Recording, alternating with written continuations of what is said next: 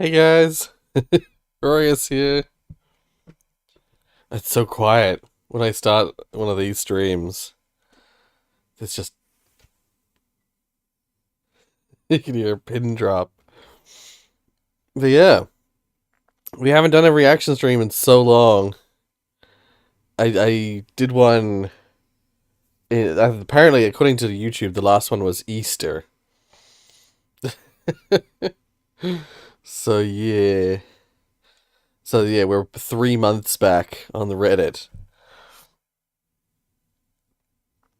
But I do apologize if I struggle a little bit to make it through the full stream. I had a terrible night's sleep.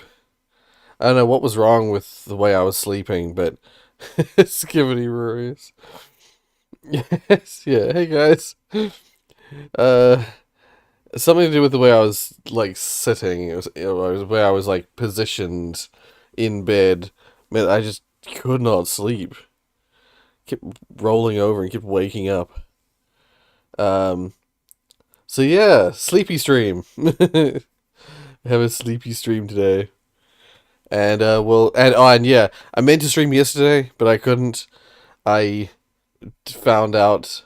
Well, I realized a little late that I was like, oh, I'm not gonna be able to get up in time for a stream yesterday. We sleep at stream. We stand a sleep stream. Rory sleep stream. Yeah, I just.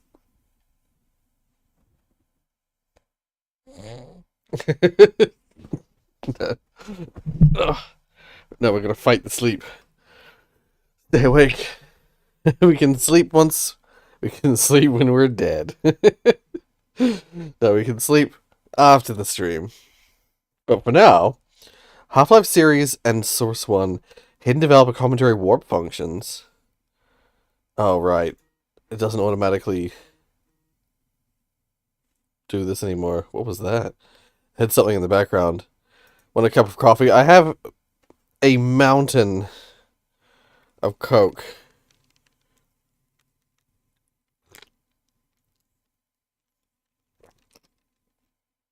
These massive Wendy's cups.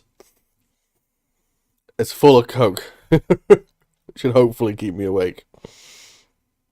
Caffeine straight to the brain. Share. Also, the volume is quite loud. May or may not have clipped the Rory slip. Okay, nice. 1 second. I'm just gonna friggin' change the. Oh, the keyboard's so far away. Okay.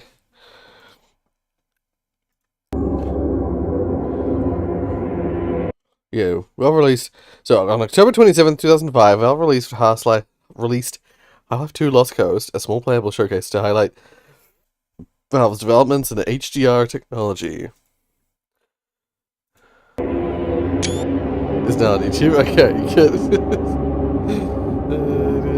Alongside the HDR showcase, Valve also used, oh god, Lost Coast to demonstrate their new in-game developer commentary mode as part of Source. Yeah. This new commentary system was designed to embed DVD-style commentary audio and effects into any map future Source engine titles. Into any map in future, yeah.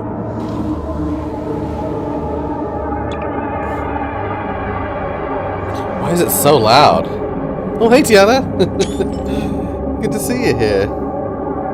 Yeah, it has been a while. With commentary enabled, the player can play the game as usual and use dynamic speech bubbles nodes throughout the maps for developer exposition. Yeah. Hi. The UI doesn't seem to play videos at the timestamped. Right, I see. Was this supposed to have a timestamp? It probably was, but yeah, there's no timestamp built in. That really sucks. That's really dumb. Um, This one doesn't? Okay, good. Because I was just gonna watch the whole thing. um, because I mean it looks interesting to me. But yeah.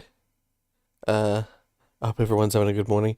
Oh, it's officially Welcome to the family. it's officially happened. Last member milestone chat message for me. I made a deal with myself to keep it up for the 2 years, so it is time to stop, and let someone else to win.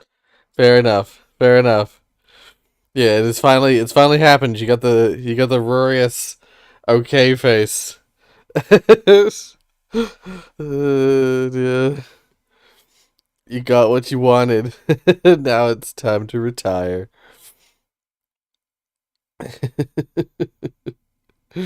Dear. Um, the full game of Angerfoot came out. By the way, I saw that. I saw that on Steam. Yeah, it's that game where you kick your way to victory. So someone else see the Gay Bricks icon. I think there's one or two other people who have it too. I think I mean actually now that we're talking about memberships, this would be a good time to mention memberships really quick before I forget and not do it. Where is it? Oh, it's different memberships. Never mind, I'm just blind. Um all right. Oh god, this cup is in the way. So big. And the microphone. All right, so a big thank you to a big thank you to all the members who have stuck around, despite the fact that I haven't been doing much at all on the channel recently. But big thank you. So just to point out, Tiana. Oh, Jonas and Tiana have both reached 48 months. Well, Tiana's reached 49 months of Royal Maximilian. The Jonas and Tiana both have the okay Rorius symbol thing on their profiles. Both had the 2-year milestones. 2 years of Royal Maximilian. Other than that, Core Gamer has only got 2 months to go before he also has the OK Rorius. He's also got the K Bricks. Jake is just Jake's blessed is a blessed member. But yeah, thank you, Jake. He's also only got 3 months to go. I gotta remember this is for the Royals. We got King of Fools with 39 months, also on the Gay Bricks tier. We've got Tiana with 49 months. We got Rocky with 33 months of Royal Maximilian, also in the Gay Bricks tier. And we've got Orangey with 32 months of Royal Maximilian. Not quite at the... I think next month will be... Yeah, as of the next month, Orangey will also have the Gay Bricks. The tier of badge. But yeah, thank you to all my members. And yeah, even though I'm not doing much, like I was kind of contemplating like disabling memberships while I've been away. But I think when I discussed it with people on a stream at some point, and people said, don't disable it, just leave it. So, yeah. Thank you to everyone who has continued to support me. I really appreciate it. I'm super close to my 6-month badge. Yeah, yeah. Yeah. Soon you'll get the gold. You'll get the gold, Rorius.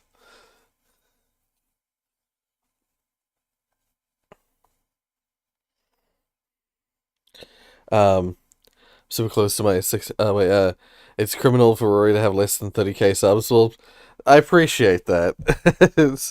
I don't know how it's YouTube is a fickle creature, and while I wish I could have had more subs so I could continue to do this, full time. Um, yeah, that's just the way the world spins, I suppose. Oh, hey Lennox. Welcome, welcome. The algorithm shall bless you sooner or later, but to be honest, I kind of even like when the chat isn't spammed and the streamer can actually read it. Yeah, very true. That is something that a lot of people have talked about. Is like part of the reason they like the channel is that it is nice and small. It is, like cozy, and yeah, I can read every message. I'm not. It's not a constant like zipping past stream of endless nonsense. Anyway, let's continue. Typically, a player is required to reach a node by line of sight to activate the This is commentary. Gabe Newell, and welcome to the Lost Coast. In this tour, we're going to be talking about a new graphics technology we've been My developing comfort called streamer. High I'm Dynamic glad. Range, or HDR. We'll also be giving you some insight into the design and production challenges we faced during the construction of the Lost Coast. Oh. This function requires the player to trigger 3 commands simultaneously. Secondary fire, use, and previous weapon.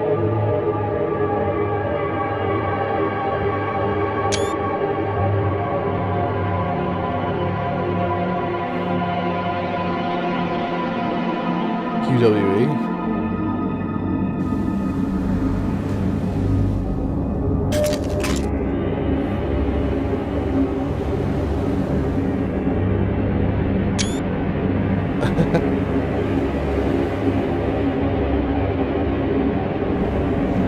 Yeah. I never knew this. Weird. The process of building characters in Half-Life 2 taught us many things.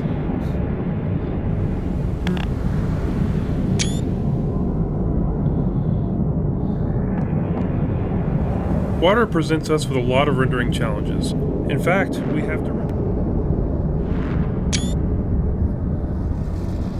Yeah, on June 1st, Valve released a continuation of the Half-Life series, Half-Life 2 Episode 1, the first in the plans of a trilogy.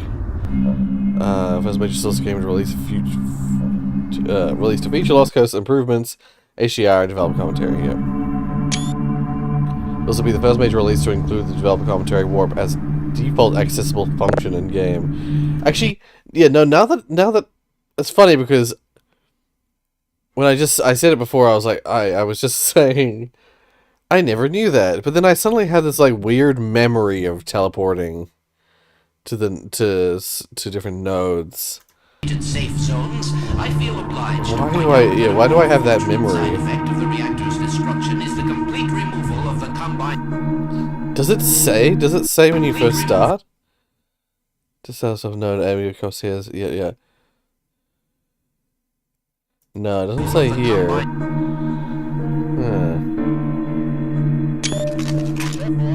Thank God, it's still day. Well, also Let's get out of here. Oh God, no. No, it's locked. Ant away! At least the ant lions are gone. Hello? Can you let us out of here? Hello? The combine's reproductive suppression field. Oh. Say certain protein chains important to the From website to map invite nodes. Yeah.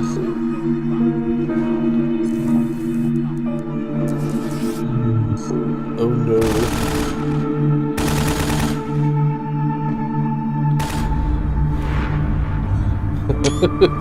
One second. I'll read the chat. The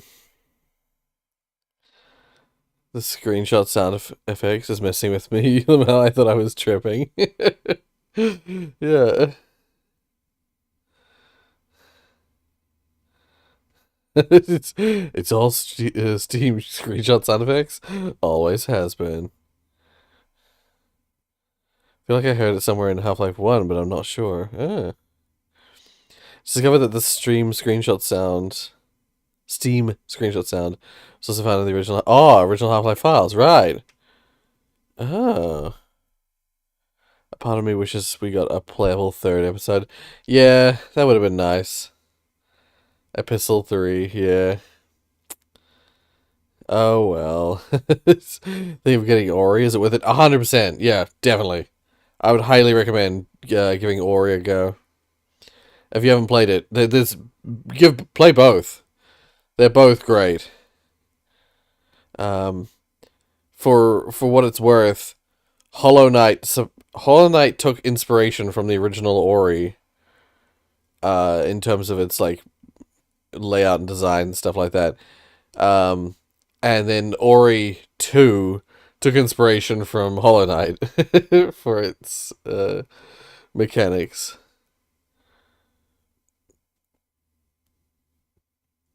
I'm still holding out for Project Borealis. Right. Which of y'all actually found the Borealis Easter egg in Portal 2, by the way? Yeah, I did. I believe I did first try. First time round. Or was it? No, not first time round. Did I find it first time round? Might have been second. Because first time round, I played in the same room as a bunch of other people, and we like basically borderline raced each other to finish the game. Must have been second time round. I doubt it was first time round.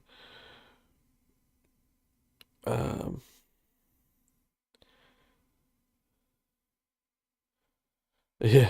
See, that's just it. I originally thought it was where you were supposed to go. Turns out it wasn't. That's why it made me think did it first time around. Because I definitely remember stumbling upon it because I thought, again, same here, thought I was supposed to go that way. So I don't know. I forget. I forget if I did that intentionally, well, whether I did that first time or not. HDR was also implemented later on in base Half-Life 2, but some of the maps that had HDR did not have LDR, causing those maps to go full bright with HDR disabled. Oh, I see. I never even found the Borealis Easter egg in Portal 2 in my first playthrough until a few months later. Right, yeah.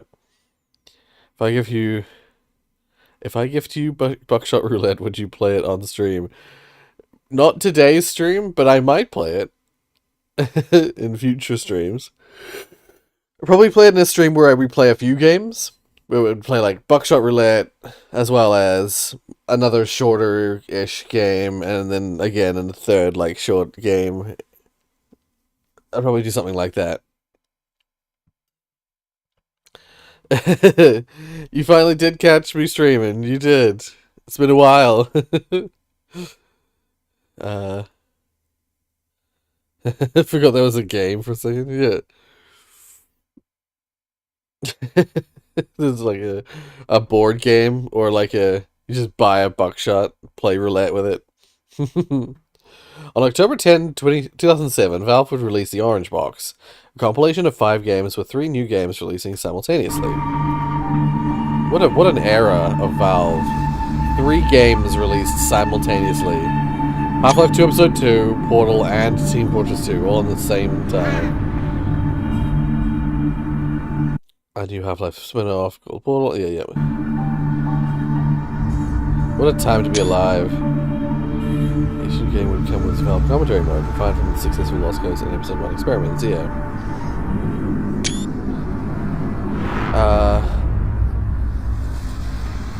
We'll have the warp function enabled by default. Yep.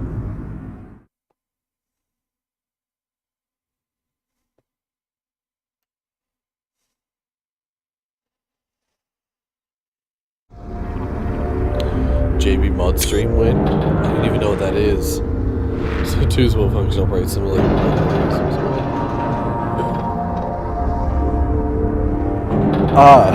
That's not good.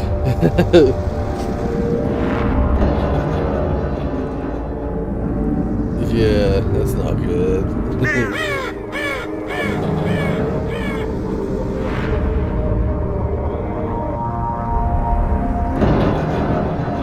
Gambling stream win.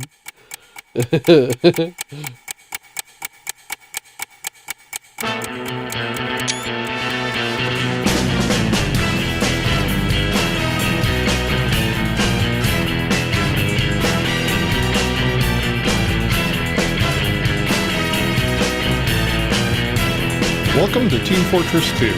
After 9 years in development, hopefully it will have been worth the wait. Yeah. Yeah, I think it's... Come on, man! I think it's in Team Fortress 2's developer commentary notes. I remember being able to warp between them. I think it's this one. It's this game's developer commentary notes that I remember. Because I've gone through these myself, but I never did these on the channel. So it wouldn't surprise me if when I was doing these by myself at some point, I remember being able to warp between them, because some of the maps, like Hydro's map, it was hard enough to find them at all because of the sprawling nature of the map. Medic! Medic! Doc, come on, man!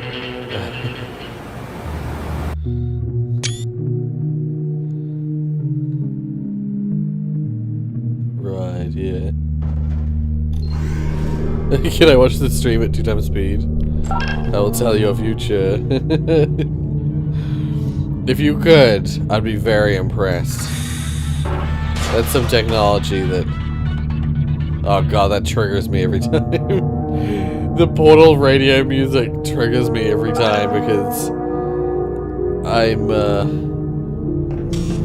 I use that radio sound as my phone's freaking my phone's ring sound is is a Portal radio sound. That's what I meant. You should legit play Russian roulette with a shotgun on stream. So glad the TF2 was fixed. Did you hear that? I have heard that. Yeah, that's like baffling but amazing. If they get it out, if they release the 7th comic, I'll be amazed. You should totally play Lethal Company again, lol. I might do at some point. It's a bit... Do people still play Lethal Company? I thought people... all the people I watch on YouTube have moved on to that other game. What's it called? I forget what it's called. There's that other game that's basically Lethal Company, but... Content warning, that's it. Yeah, yeah. All the YouTubers that used to play Lethal Company that I watched now play Content Warning. They had a car. Oh. Oh. Maybe the people I watch will be going back to Lethal Company. Sag, I'll be home only tomorrow and then gone for a month. Oh. I see the future. I can now successfully confirm that the stream will end sometime.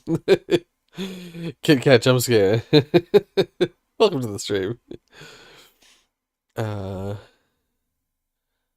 Yeah, fire updates now. Yeah, interesting. How would a car work in Lethal Company?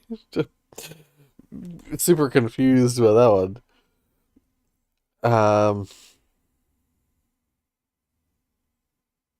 Oh, interesting. Okay.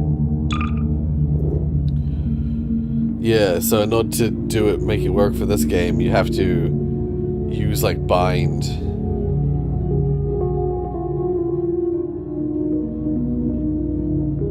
So you have to go into the console and...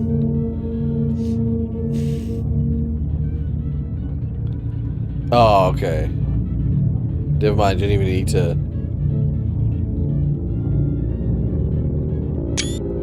Yeah.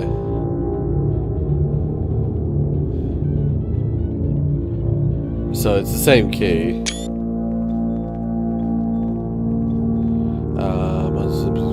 Some including developer commentary. Right. Aim to update the base game and its polish enhancements from related versions of source.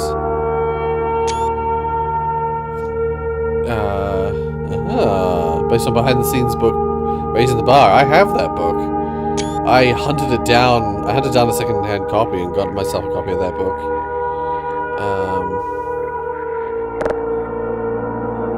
Yeah. Long time no see. Welcome to the stream, MX.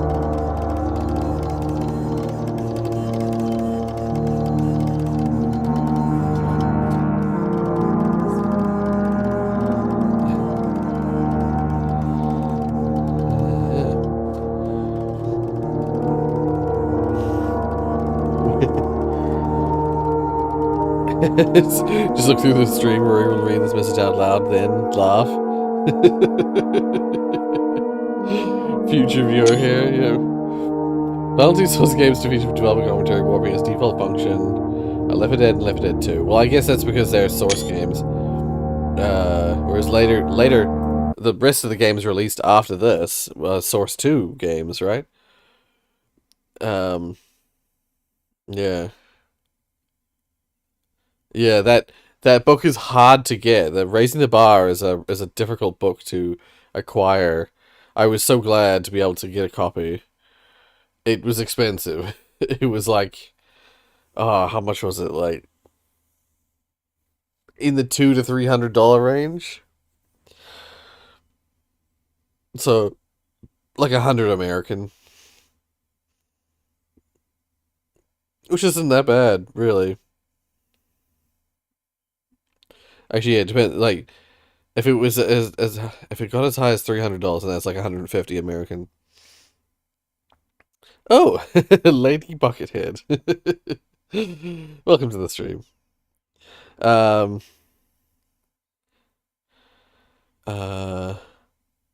I guess it would be like a moon buggy. Oh, the car in Lethal Company. Yeah, yeah. True. Looks like an ambulance, kinda. Also, if you don't know how to drive or start it, it will explode. Oh, I see. I see.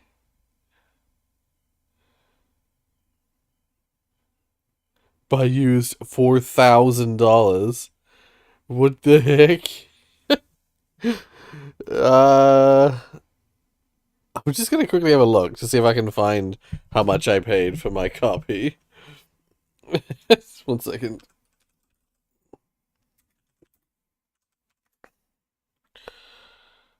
Uh,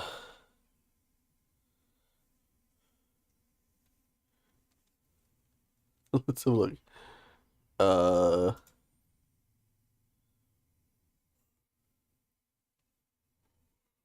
I see that an email for shipping. Um, Shipping address. Order is shipped. Let's see. Yeah. Yeah, I got it for. It was at the time. It was 147 American dollars, which translated to 234 New Zealand. Yeah, 174 American dollars, 147 American dollars, 234 New Zealand dollars. That was I bought it off Amazon, uh, and I had to get it. I got it shipped here to New Zealand. $4,000. Surely not. Wait, I'm gonna look up. Let's see if I can find a copy. Raising the Bar. Uh. Oh God. It's Half-Life. Raising the Bar.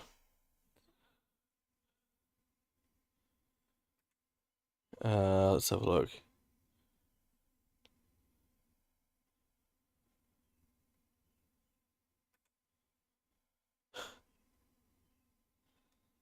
See if I can find a copy.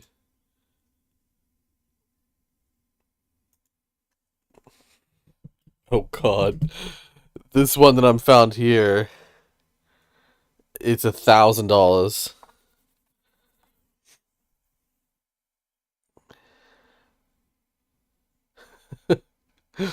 Jeezums.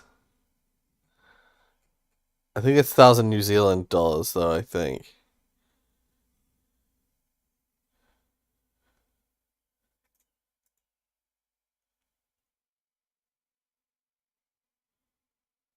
Uh,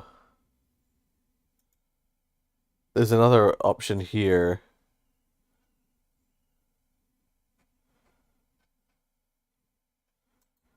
How do I There's one that I see here for 1,000, but there's also another one here that's listed as $600. Oh, we're looking at. Sorry, I should probably I should just put it on the screen. Looking at the. Am I even signed in? I'm not even signed in. Looking at Half-Life 2 Raising the Bar. I have this book, and at the time that I got it for $230 New Zealand, which was $140 American at the time. It's currently selling for $1,000. But that's New Zealand dollars. That's an NZD. And there's another one for 684 or 681, sorry.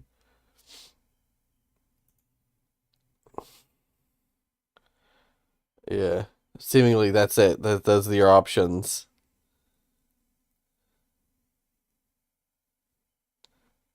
This is New Zealand dollars, so it's gonna be less. One second.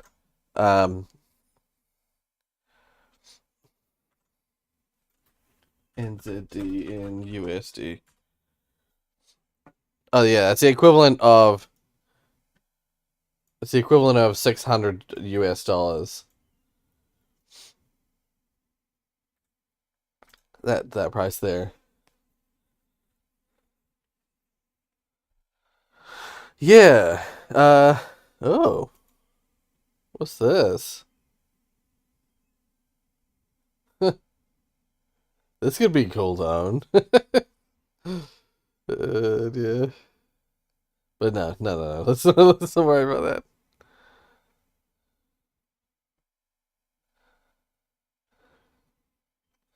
You found one for 275? Right, right. Yeah, yeah. Nice. Oh, see you, Rollick. Sorry if you already left. I missed you.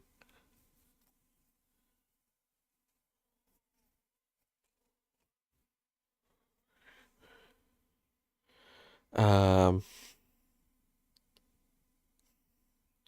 just realized I said RNG music meant original music. Right, yeah. Yeah.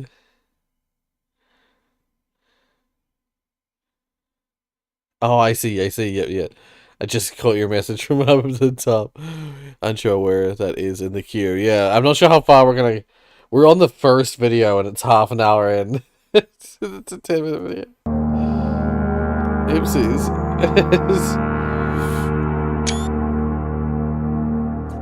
Bring major enhancements in NPC AI. How the commentary system would remain identical to the Orange Box's system.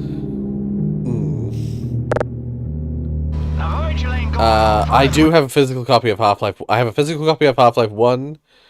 A physical copy of Team Fortress Classic, Counter-Strike, and Opposing Force. Actually, we managed to get a physical copy of Blue Shift as well. And I have a physical copy of the Orange Box on PC. We originally had an Orange Box of PS3 as well, but we traded in at some point. We traded in the Orange Box and a couple other games for a new game at the time. Back when stores used to accept we'll take 3 games as a trade-in to reduce the cost of a new game. And I hate that was the case, because now I've lost. There's games I just can't get anymore because we traded them in. Yeah, but I still have physical copy of Left 4 Dead 1 and 2, I think. What did I get a digital copy of 2? I think I might have got a digital copy of 2, so I might only have a physical copy of 1.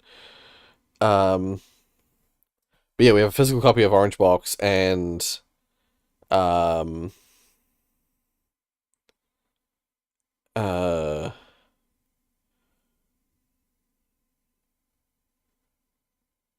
crap, I think that's it.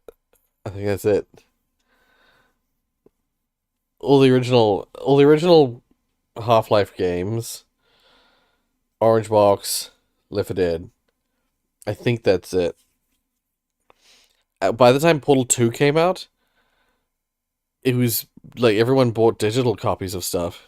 Same with, yeah, I think when Left 4 Dead 2 came out, they were selling like a 4-pack on Steam. Like you could get 4 copies of the game for like a cheaper price, so that you could, you know, gift 3 copies of it to your friends.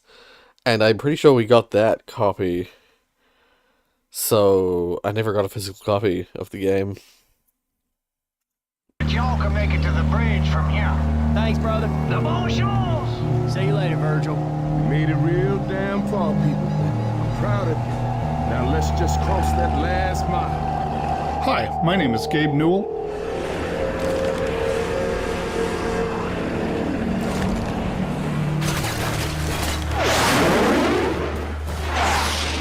I kind of remember the city a little different.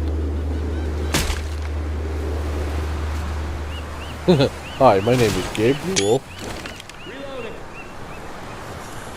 You can reach me at GayBen.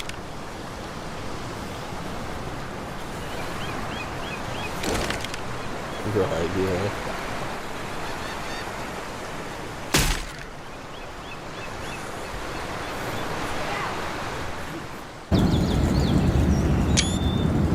Develop commentary would feature again in both Portal 2 and Half-Life Alyx.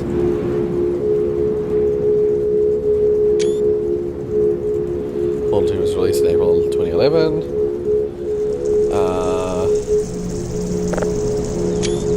It's deactivated by default. Valve's VR flagship title releasing on new Source 2 engine. A new commentary system for VR users. Yeah, I assumed as much.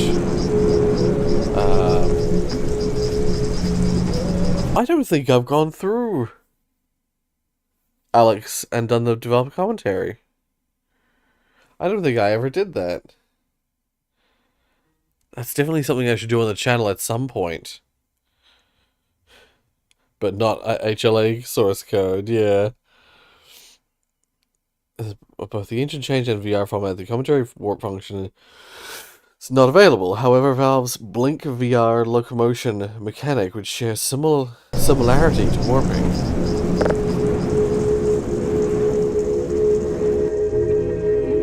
I am being serious now. That crazy thing is not part of any test protocol.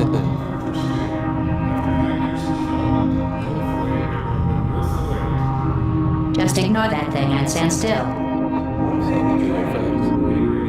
Yeah, so that's basically it for the rest of it. Yeah. Interesting video. And reminds me that I still have yet to go through any of the developer commentary series that I'd been doing. So I went through. Did I go through? I'm pretty sure I went through developer commentary mode in. Did I do it in episode 2?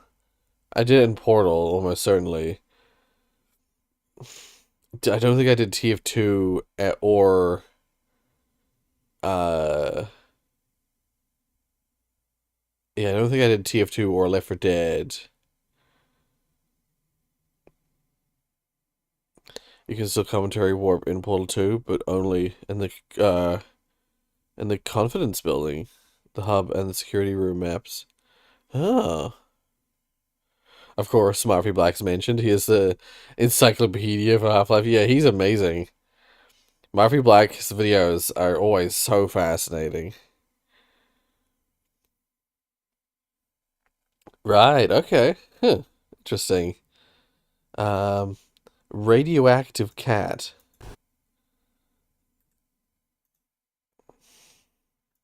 Our cat recently got radioactive iodine therapy, and as you can see, this is a Geiger counter which measures the radiation. Normal safe levels are under 100 counts per minute, and as you can see from the safety card, over 2,000 is extremely high and you should evacuate immediately. Let me show you what the value looks like when I hold this meter up to my cat. Even outside the car, we can already see we're getting up to 1,000 counts per minute. Aww. And it's already beeping, sending an alarm. What's happening? Let me out. As I get the meter closer to the cat. Oh, God.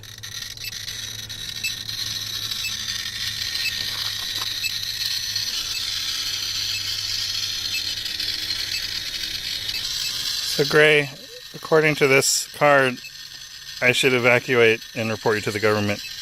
Don't cuddle with your cat after radiation therapy.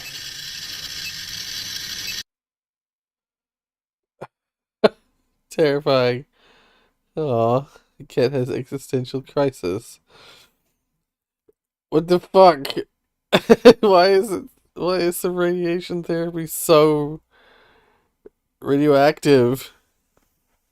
This sounds worse than the bodysuit and body SFX in Half-Life 2. What the frick?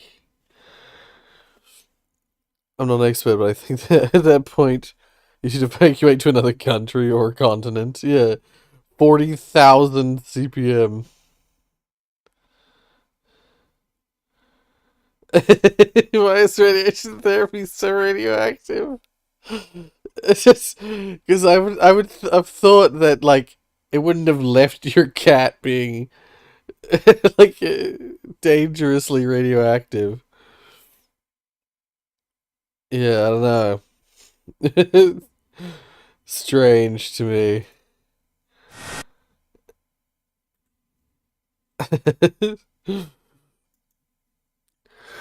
Yeah, the cat's name is Chernobyl.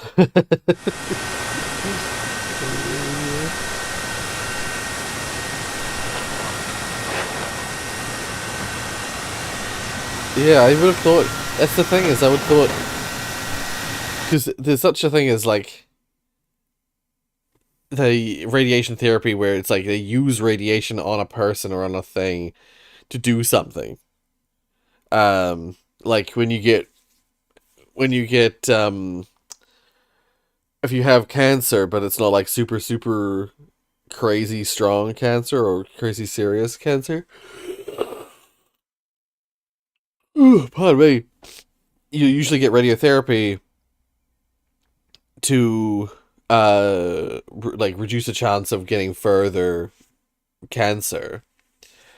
And when you have radiotherapy, they use beams of radiation to like destroy cells inside your body. That doesn't leave you irradiated. It doesn't leave you giving off Geiger counter signals. What did they put in that cat? Like inject it with plutonium. Oh god, that's scary.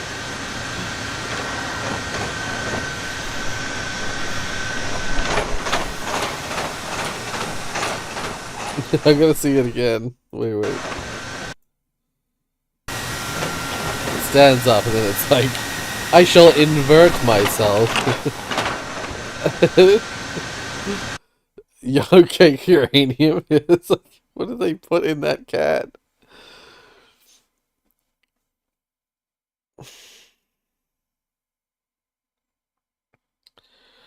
Imagine the bot saying, hello. Hello. Welcome to the Aperture Science facility.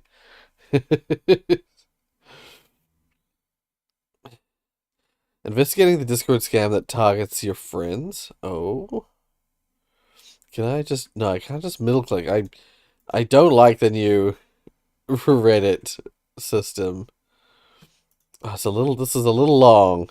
We'll probably only watch the start of this. There is a Discord scam that targets all of your friends. It starts with a scam that you might be familiar with, but if you fall for it, it turns you from a normal Discord degenerate into a brain-dead Discord scammer. And the worst part? This scam has a new trick up its sleeve. And spoiler alert, one of my viewers managed to break in behind the scenes and we get to check it out. Now I'm trying to keep the suspense up, but chances are you've probably been DM'd by one of your friends. Or if you're like me and you have no friends, you might have seen on a handful of Discord servers, people send invite links to these OnlyFans leaks and teen content servers. Considering the fact that everyone is spamming the same link, this is obviously a scam. But somehow, in the Discord degenerate brain of people that just don't talk to women, oh, I don't really have to act, that's just me. But for some weird reason, the second people see a photo of a girl with a lot of milk storage facility vessels, instantly, their brain turns off. Blood flow from the brain doesn't exist anymore. It goes to the secondary head. Or you know what? Maybe your long-lost dead grandpa that's been haunting you for the past year decides to possess your body party and forces you to click on that join button. And kabam, you're now in the scam server. And the way that these scam servers work is that they ask you to verify. Now, long ago when this scam first came out and I covered it, when you clicked on verify, it would pop up with a QR code that it asked you to scan with your Discord mobile app. If you scanned this code, you would log into the hacker's computer. And by the way, scanning a QR code bypasses two-factor authentication. So basically, it was a very easy way to get yourself scammed on Discord. And that's where we talk about the hidden trick up the scam sleeve, because it turns out they got an upgrade. Because when you try verifying, it'll tell you to click here on this link. Okay, yep, just visit site. And when you visit this website, it gets blocked by this video sponsor, Guardio. Guardio is a browser extension that keeps you safe on the internet by stopping you from visiting,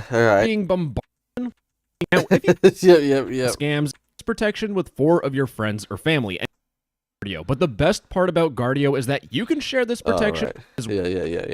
Yep. So if you're interested in scams, it takes less than 30 seconds. Monthly subscription. Guardio, thank you for sponsoring this video and keeping my Mimos safe.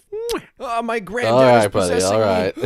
Come on, I need to see the women. Calm down, Grandpa. It's okay, Grandpa, no. Anyways, when you land on the scam website, it looks pretty familiar if you use CAPTCHA.bot before. In fact, this website is impersonating the CAPTCHA.bot website. And what it tells you to do is log in to verify. I saw that. And when you click on login to verify, it'll tell you to log in. Now, this is a very classic Discord phishing page. If you log into this page, you will notice that you're not logging into Discord. In fact, you're logging into captcha.phv2.xyz. You are giving your username and your password to some random website that is hosted by the scammers. Oh, and by the way, this is nothing. This is like using 2 sticks to start a fire. This is a primitive scamming technique because, again, this scam technique got even more upgrades. This is another 18+ Discord server. I click on verify. It tells me to click on a link, and it's the exact same thing. But when I click on press to verify, it pops up with this window here. Now, if we follow the same bit of advice that we did before, if we log into this page, it looks like we're actually logging into Discord because the link is up here. That is completely false. This is actually called an iframe. If we try right-clicking on the page, nothing works, and that's a very good sign that this is a scam. But if I open up my developer console, we can see that this is an iframe, which is basically a website inside of another website, and we have this big, massive, long link, and we open it in a new tab. Guess what? This is the fake Discord login page that this little window here is showing. So all they're doing is going from a very obvious phishing page and putting it in this about::blank pop-up. But if you have no scam awareness whatsoever and you make the grave mistake of logging into one of these websites, well, congratulations, your account is now compromised. And now that the scammer's in your Discord account, you go from a normal Discord user into a Discord scammer. And what happens is that the scammer uses bots to go through all of your friends list, messaging your friends the same scam that you fell for. The bot will also go through all of your recent direct messages, spamming people the same scam that you fell for. And just the cherry on top of it all, it'll go through every single one of your Discord servers, spamming every single channel with the same scam that you fell for. This is genuinely like a zombie outbreak. One person gets infected, they become a zombie, and they infect everyone else. And the sad reality is that the zombies are kind of winning. Because remember, Batman fell for it, and if I search for this everyone ping that all of these scam messages have in my automod logs, over 2,000 results. Tons of people that are on my Discord server, someone that talks about scams, are getting scammed over 2,000 times. And you want to know the worst part? I actually managed to join this Discord server before it got terminated, and there were 40 people joining per minute. 40 people per minute. This scam is absolutely rampant. But that also raises the question, what happens when every single person on Discord gets hacked? Well, this is where the scammers start amping things up, because you're not just a level 1 Discord scammer anymore. In fact, you're a level 35 professional scammer, because you scam Steam accounts, Roblox accounts, and even NFT and crypto wallets. And how do I know that you got a scam promotion? Well, here's the thing. In my oversized brain that is most likely a tumor, I thought all of these scams that I'm talking about, Roblox, Steam, NSFW Discord servers, I thought they were all separate until I got this ticket from one of my viewers. And they got a DM from one of their friends, and I do have to censor the server name because it is literally kitty juice. And you can see that they sent this NSFW Discord server, but they also sent a Steam community scam link. You have turned from a Discord scammer into a Steam scammer. And the way that this specific Steam scam works is that someone will send you a scam link, and one of my my viewers sent me this just to test out. $50 for Steam, and it'll be the Steam community link. Now, this link looks perfectly fine until you click on it and it turns into tiny URL. Because here's the thing, this link, if we actually copy the text of the message, you will see that it's using something called Markdown, which allows you to put links in words. For example, this is a link, and in this format, if I press enter, you can now click on this link word to go to the website. But in this case, these scammers will make it where they hide it inside of text that says Steam community. And also, there's another trick that scammers use to bypass Discord safety features. What they do is, instead of showing the actual scam link in the Markdown, they replace it with a URL shortener like tinyURL. And the reason why is because if this scam link gets flagged by Discord, it'll show this pop-up telling you that this is a malicious website. But if the scammers put it in a link shortener, Discord doesn't look at it, and it allows them to scam easier without having to worry about that pop-up. But if we click... you always have to be careful with tiny URLs.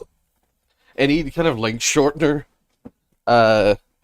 you've got to be wary, because you can hide any old link in a tiny URL. They're dangerous. That's why I don't use them in my like link stuff on my account. On YouTube. I always just have the full god awful link.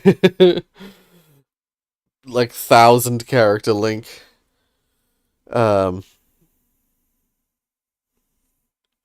Wait, it was producing evil purple blorb. Was it getting keyed out? Was it?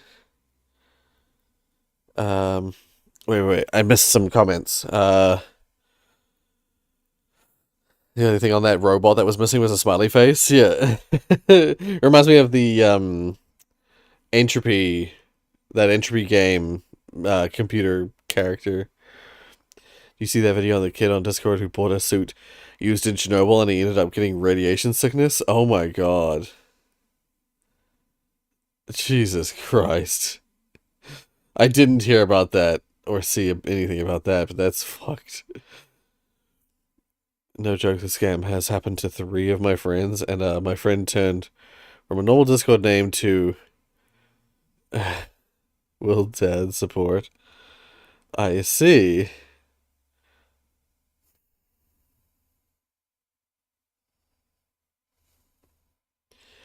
So yeah, these scams are pretty widespread. Yap fest. I think he likes predicting his Meemaw a bit too much. Yeah.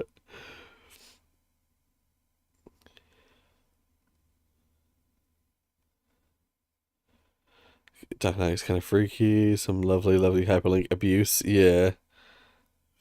React to bub games. Never heard of them. Yeah, longer trustworthy link is better than a short sussy link. Yeah.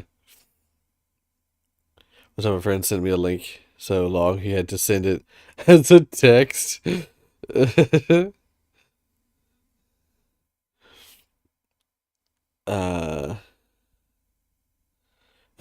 time I clicked a link in a baseball bat, went through my screen and hit me on the head. It's like, no.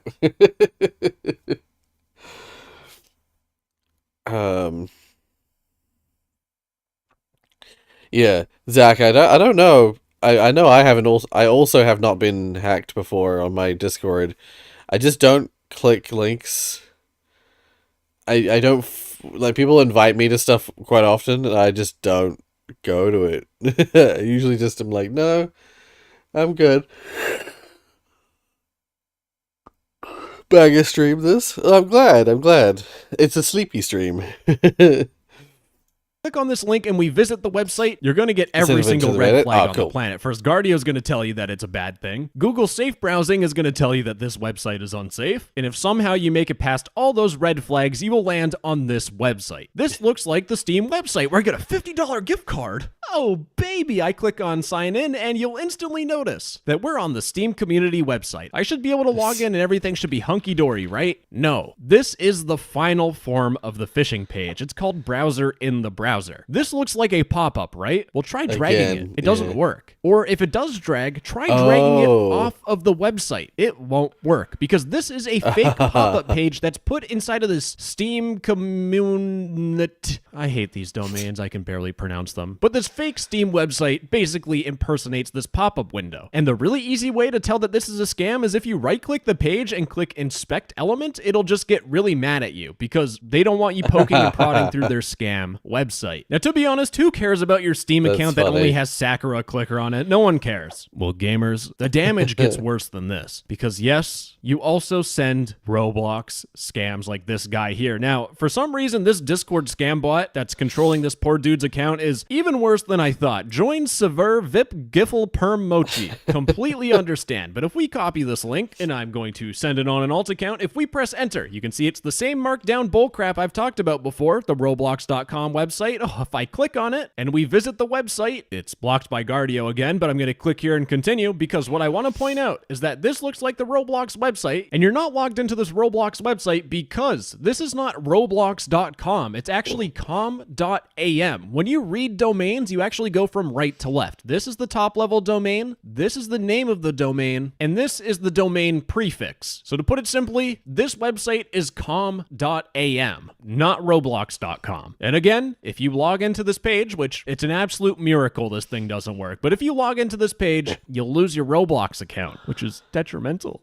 But the scammer goes even further. It targets the most sacred community of morons on the internet, crypto and NFT bros, because scammers will start using your account to send out NFT scams where they'll tell you to join a server, and if you verify on the server, you are going to verify with this Collabland bot, and believe it or not, if you verify with this website, with your wallet, you will lose everything you own, which can be hundreds of thousands of dollars. So just from you making the mistake of verifying on one of these scam NSFW servers because your friend sent it to you and you're really down bad, you go from a normal Discord user and you escalate to an NFT scammer that scams over hundreds of thousands of dollars. Now, I know I probably made you feel guilty, but that is the blunt reality of scamming. And before I show you how one of my viewers broke in behind the scenes, I'm going to show you how to secure your account if you fell for a scam like this. So, if you logged into a fake Discord website, go to your user settings and change your password. It will change your Discord token and it should kick the scammers off your account. And if you're someone that uses the same password for everything, I hate you very much. Please use a different password for every single website. That is just security 101. Use a password manager, please. And it's also a good idea to go to your settings, authorized apps, and deauthorize anything with the join servers for you permission. This allows the scammers to make you join any server that their scam bot is in. Now, if you lost your Roblox or your Steam account, contact Roblox or Steam support. And finally, if you lost all your cryptocurrency and NFTs, consider it a blessing. Life is way better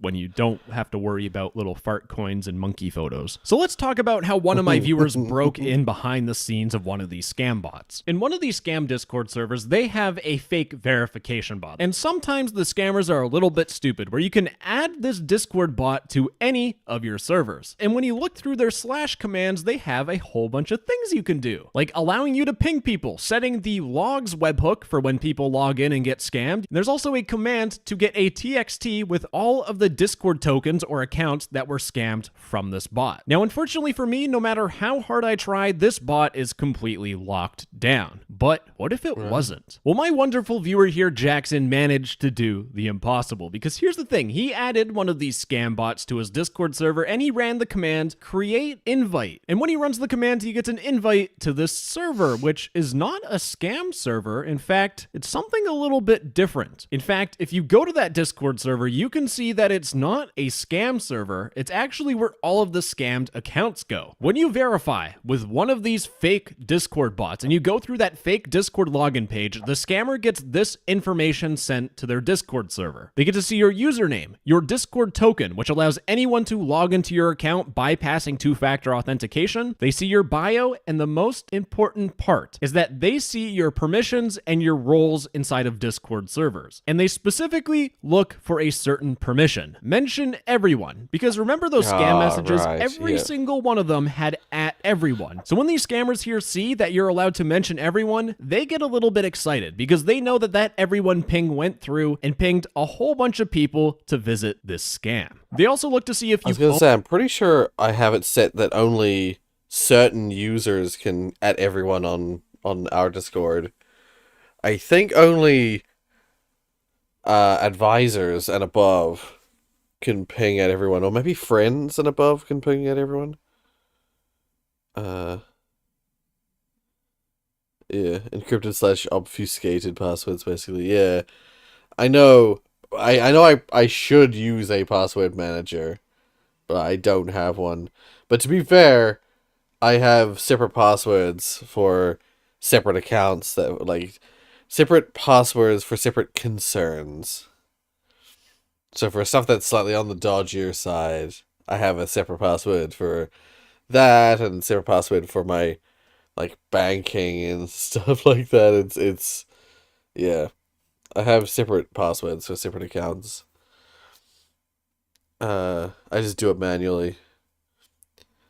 So yeah, this guy got access to the back end the scammers discords to get access to the or if you moderate any other server so that they can turn it into another scam server. And they also get access to any of your webhooks, where they can use the webhook to spam the scam link and get even more people scammed. Now, this only happened because these scammers are insanely stupid. Like, they probably eat dirt, and that's their only source of nutrition. Because in reality, when you actually add one of these bots, they are very locked down, because these scammers have experienced people like Jackson ruining their whole operation. But that doesn't mean we're hopeless, because with all of these scams, we can take matters into our own hands to shut them down. And the first thing you can do is that if someone sends you one of these scam links, just let them know. Tell them that they got scammed and tell them to change their password. Then the next goal is to try and take down the scam website. So I actually visited the website. It got blocked by Guardio again. And once we confirm that this is a Steam scam website, it's pretty obvious, it's Steam Community, we're going to copy that link and we are going to go to a website called fish.report. I'll have it linked in the description. And what we want to do is you need to make an account. It's unfortunate, but you have to. But then if you paste in the phishing link and you click analyze, it is going to show you how to report the scam link. It's first going to tell you the status of the domain. You just want to click on start takedown. And this is where you get to go through and ruin their scam. All you need to do is just go through every single one of these available actions. And the important thing about reporting this to Google Safe Browsing is that when someone visits the website and it's reported and flagged as unsafe from safe browsing, they'll get that big red banner saying this is bad, which is a really great way of stopping people from getting scammed. And if you really want to go the extra step, I'll also have a link in the description to Discord's developer compliance ticket page, where you get to submit a report against a Discord bot. So developer compliance, email address, report an app or bot for scams, and then just go through the rest. It's extremely simple, and just let them know that it's a fake verification bot. But anywho, gamers, if one of your friends tells you to join a raunchy Discord server,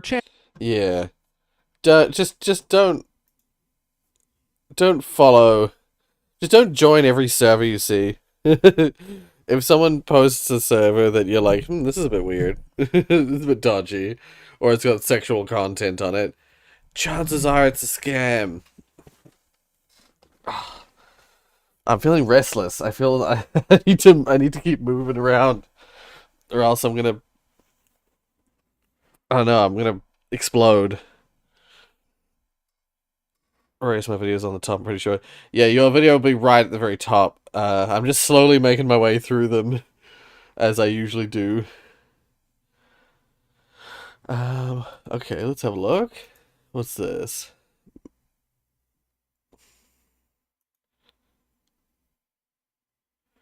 Oh. Change, wait. Oh. Change in forest area from 2015 to 2020. Loss versus growth. Huh.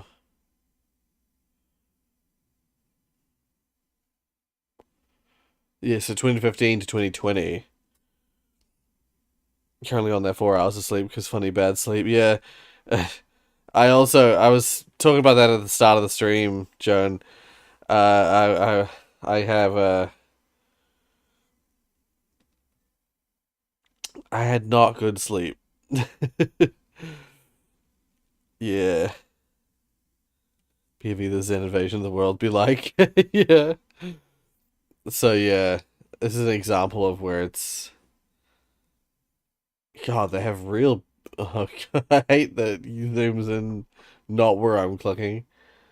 They have like really bad loss in some of these areas.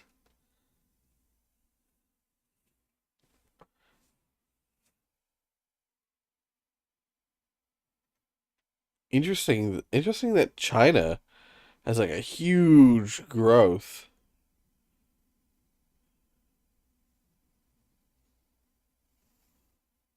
I'm just glad that we're at least keeping ours positive. It could be better, but it could also be a lot worse. Anyway, yeah, that's cool. Cool map.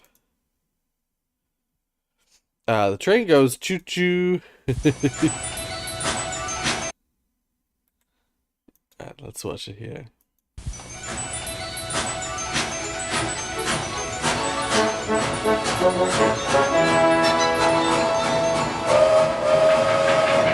I'm going to look at maps now.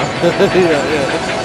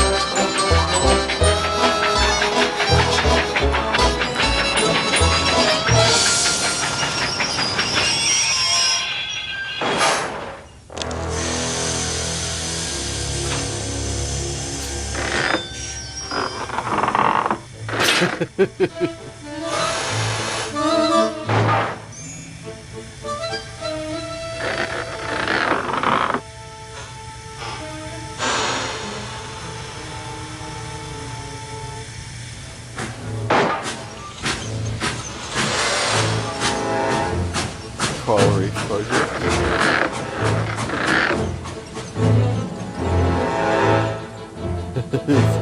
Fair enough. Have a good night. Try and get some sleep.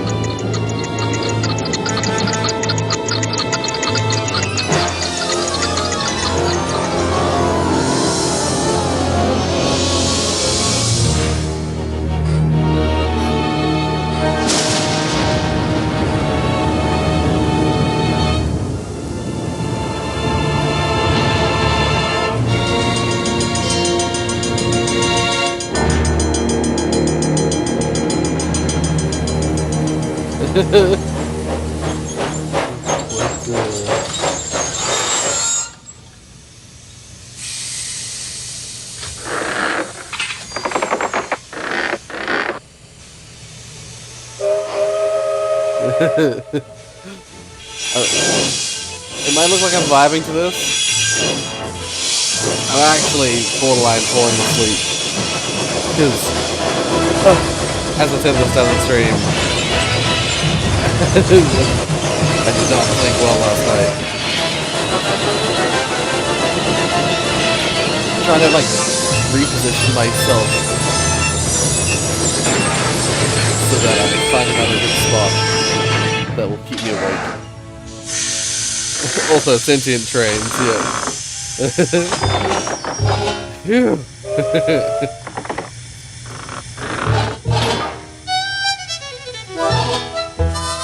Oh, hell yeah.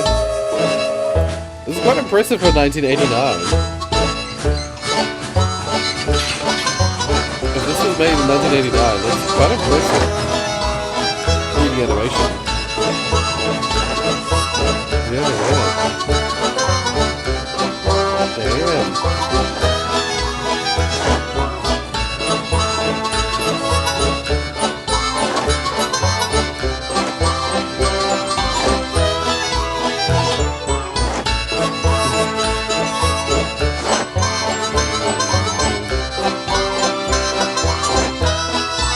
Anyway, I got myself a Snickers.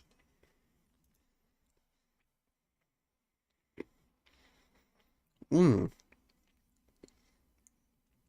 got Woof. This looks kind of terrifying. Meet Sparkles.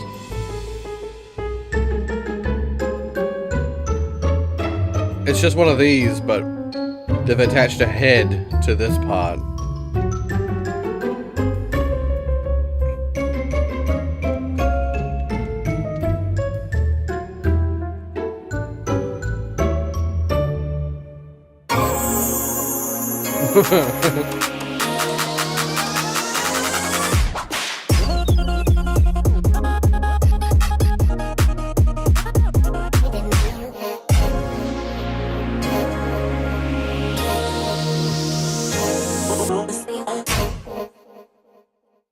What did I just watch?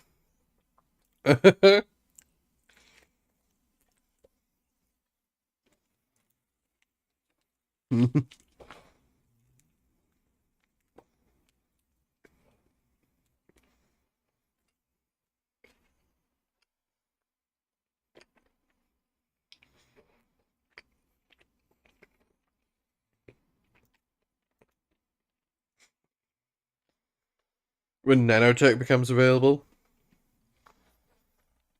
trains that are bendy will exist. Maybe.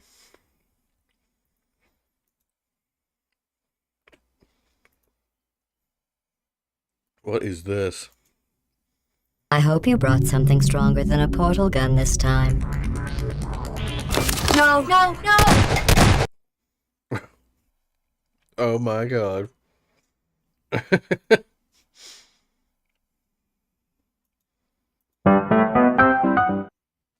Ah.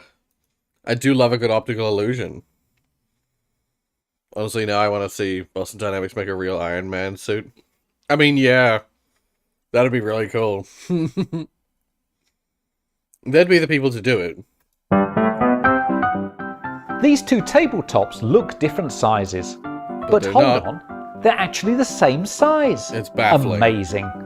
This ring looks red in real life and white in the mirror. But turn it around and now it looks white in real life and red in the mirror. This illusion involves some pencils and this special sheet of plastic. Hold the plastic over the pencils and the ones at the back vanish. It's to do with Turn it polarization. around and now the ones at the front disappear. And here they all are back again. When you spin Einstein in one direction, he looks the opposite way. And again. It's all very confusing. Oh, I see. Remarkable. Seen that one before. This shape looks circular in real life and square in the mirror. But turn it around and now it's square in real life and circular in the mirror. And here's an inside-out box. The back looks like it's at the front and the front looks like it's at the back. Oh, I see. Very sneaky. And finally, these three rings are joined together. But when you spin them, they seem to rotate on one another. It looks impossible. And remember, the Quirkology book of bets that you'll always win, and our set of amazing... Yeah. No, it's I love a good optical illusion. I used to be fascinated with stuff like that. I have a book somewhere in my room, somewhere in one of my back rooms, that's literally just a big, thick book full of optical illusions. Also, hey, Fireboy. Welcome to the stream. Why don't subtitles match dubbing? This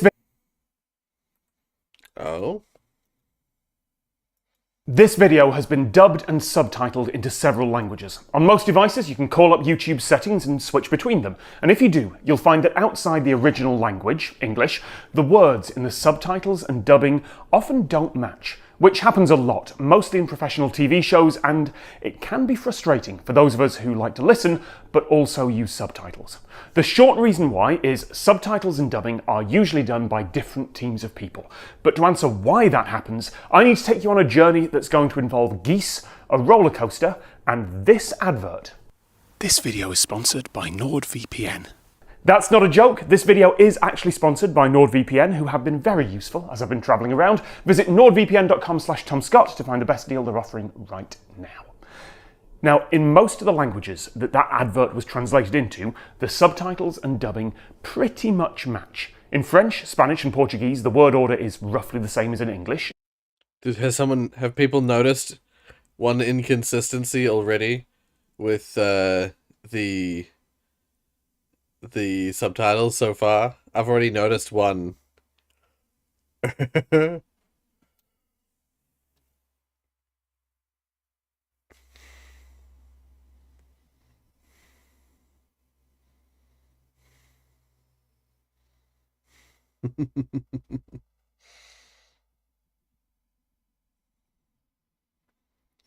was gonna say I don't know if these are. I think these were made by Tom Scott or by his team.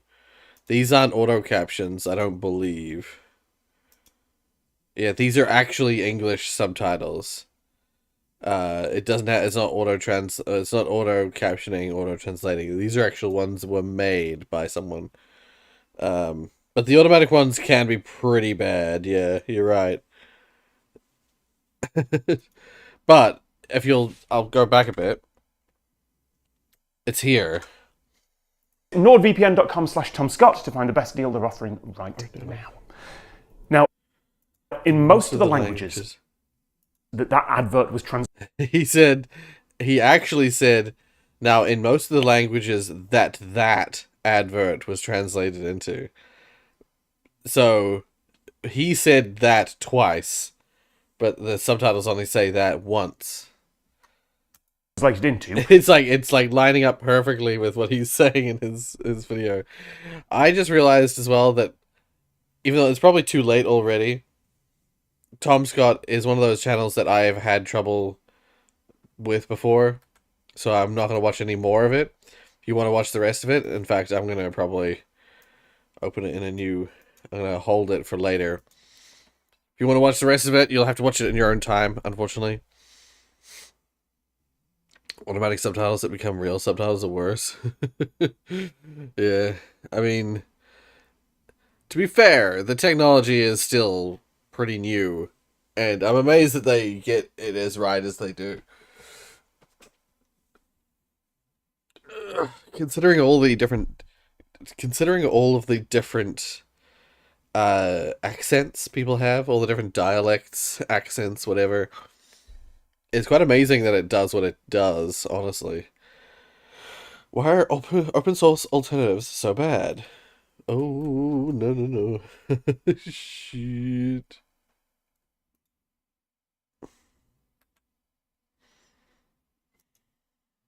If you've ever tried to switch to Linux, or maybe you're just tired of paying absurd amounts of money for Adobe products every month, I'm sure you've heard of the open source alternatives to big software like Photoshop or Premiere.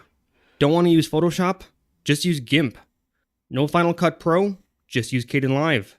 Tired of paying for Illustrator? Just use Inkscape. And you've probably tried some of these programs. The problem is, if you've tried them, you've probably been disappointed. Now, I don't mean any disrespect because by themselves, these programs are pretty good. You definitely can use them successfully to edit photos or videos. But we don't only have GIMP available if we want to edit images. Of course, we have to compare them to their contemporaries. And these tools just get blown away by their competition. Let's take GIMP again as an example. In GIMP, you still can't outline text, you can't draw shapes, there's no adjustment layers, you can't select multiple layers, and that's even if you can find where anything is due to the confusing UI. And that's not even just comparing it to Photoshop. Even Photopea, which is a free Photoshop clone that runs in your freaking web browser, built by one person, is way better than GIMP. Now, GIMP is fine. I use it to make my YouTube thumbnails. But there's no denying, especially for professional work, GIMP is basically a toy compared to something like Photoshop. A professional would never consider using GIMP. It's always going to be condemned to hobbyist use. And if I want to use GIMP, I know that it's going to take me longer to make something in it than if I had used Photoshop. And this isn't just coming from some GIMP hater. I've used both Photoshop and GIMP in the past for years, and one is just objectively easier to use than the other. Now, some people will defend these alternatives by saying that it's just a different workflow. I've even said this in the past. And it is true, but so many things just take longer and are more inefficient to do compared to their competition. It's not just a different workflow, it's usually a worse one. And that's just one example. For years, people have complained about the outdated UI, missing features, or the constant crashes and bugs you run into when using open source alternatives. And software makes a big difference. I've heard thousands of times how somebody would love to switch to Linux or break free of big tech, but they couldn't leave behind Photoshop, Premiere, Lightroom, or fill in your favorite piece of software here. In this video, I want to explore why open source software is usually inferior to the closed source alternatives. But it doesn't have to be this way. We'll see how open source software actually can be just as good, if not better than the alternatives. Now, if for some reason you don't know what open source is, it's software where the source code is open, so anyone in the world can contribute if they want. Right now, you can open up your favorite open source application's code, fix bugs, add features, I've heard good things or about just take a Critter. look. This is, of course, I've in tried it a contrast little bit to myself, but proprietary I'm not- software, where the source code is locked I'm up not, and controlled by one company. These open source projects are usually part of the Super free familiar. software movement. And it's not just about free software where you don't pay anything for it. Free software is about The only reason respecting I use users' GIMP is for freedom. video files, Contrasting file with channels. big tech that wants to harvest all your personal data, make you addicted to their product, and lock down their users, free software lets you do whatever you want with it. With open source, you can change things or contribute if you don't like the way things are going.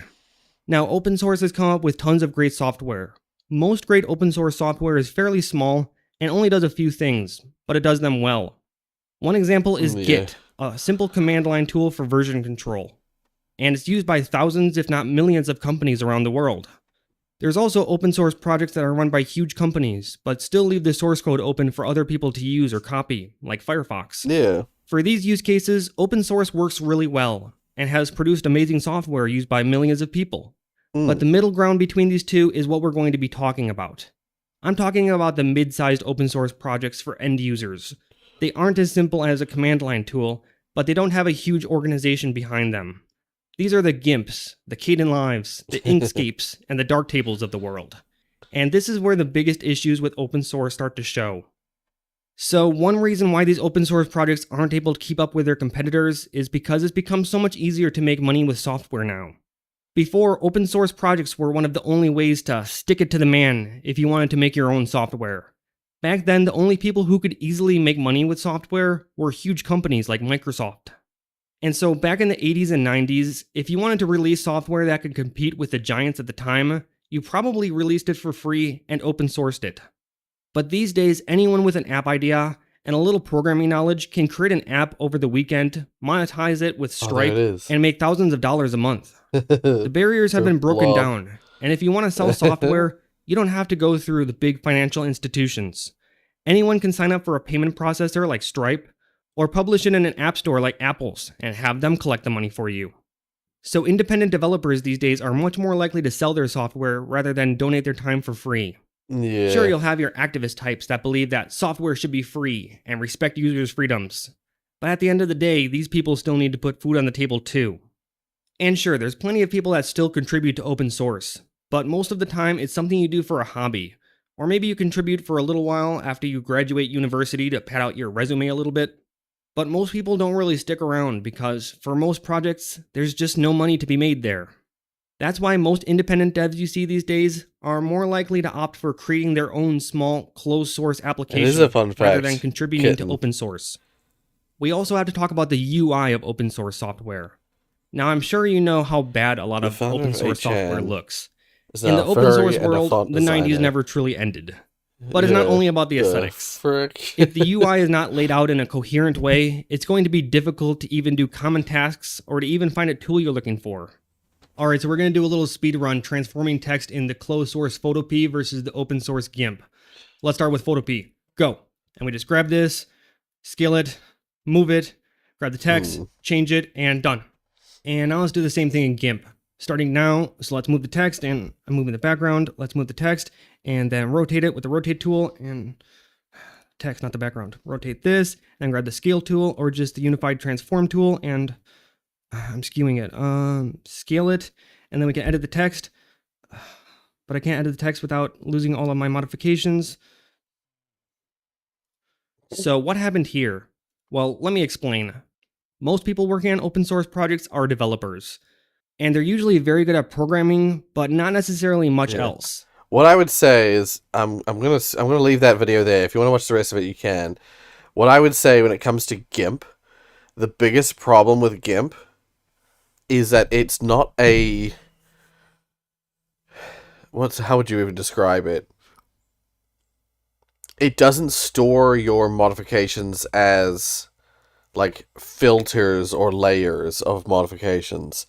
Whereas Photoshop, you create a layer and then every time you do something to it, it kind of stores it like a database would store it. It stores it as like layers of modification on top of that layer. And so you can just go back, like if you decide, oh, you know what, that scaling I did, or that, pardon me, that rotation I did, that wasn't, I didn't rotate it enough, or I want to go back and change a detail that was a modification I made 5 steps back. You can't go back and change that thing in GIMP. GIMP saves your modifications at every stage that you modify something. So, yeah, like when you get a piece of text, then you rotate it. You can't edit the text anymore because the text file is been, you've taken that text thing and you've applied a rotation to it, and it's saved that layer as a new thing that is that text rotated. That's why I use like 107 layers at any point. Yes, that's why if you ever look at my GIMP, if you ever look at my thumbnails and stuff like that, I have invisible layers.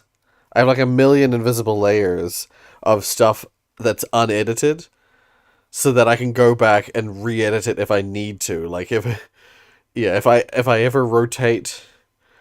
It depends on the type of editing I'm doing, of course. But rotation is one of those ones that you can't rotate and then go back and do stuff to the original version of whatever you just rotated. If I'm ever rotating, and in many instances if I'm scaling, I'll keep the original copy of the thing, and then I'll rotate it and use the rotated copy of it. So then, yeah, if I decide, you know what, I don't like it at 5 degrees, I'd rather have it at 10 degrees rotation. You can go back into the old one and apply a 10-degree rotation to it, and then reapply all the other filters that I add to it. Yeah, a great example of that would be like a drop filter. You wanna have a little shadow sticking off the edge of your text. If you rotate that text, the shadow is now going to be misaligned if you applied it to the original layer. If you didn't apply it to the original layer and it's got its own layer, then it won't rotate with the layer that you've got, will it? So, yeah. Yeah. That's a huge difference. That's a huge problem with GIMP. The UI in GIMP seems a bit too complex for me. Right. Yeah. One second. Let's see if I can.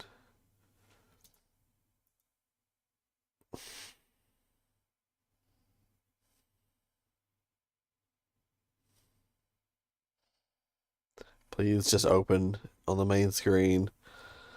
Please don't be a bitch. Please don't be a bitch. It's being a bitch. It's opening behind. So, first of all, this is the version of GIMP that I prefer. I prefer having all the tools separate. I hate that in modern GIMP, like rectangle and ellipse select are under the same function, and things like alignment and rotate and scale are all under the same like family. They're all like grouped together. I really hate it. Oh, see you, Linux. Have a good night. I hate that they're all grouped together in modern GIMP. But yeah, if I quickly make a new something, and let's put some purple text on there. Oh god.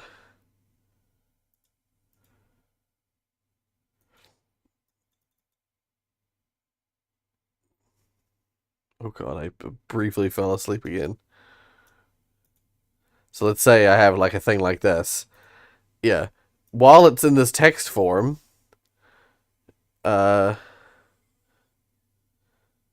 I was watching your stream when it was the end of the year 2021 when you did Garlic Phone and put closed captions on. Oh, right. Yeah, yeah. Be interesting to see what that says. Yeah, while this is like this, while it's just a text file, a text item, you can like move it around, of course. You can edit the text whenever you want. Add some extra lines in there. And you can, as long as you stick to just text-based changes, you can increase the size like that. And like, yeah. But the moment you do image manipulation with your text file, it'd be like doing this. If you cut, it ceases, it applies that change. Like, I just cut a section of the text away. It applies that change immediately to the layer, and it no longer is a text item anymore. So now when we go to move it around, we can still move it around and do stuff to it, but it's no longer a text item. So if you want to change the text, it has to like revert it back to a text item. Whereas like in things like Photoshop, that cut would just be a layer of edit on that text item. And you could still edit the text item and then edit the cut separately.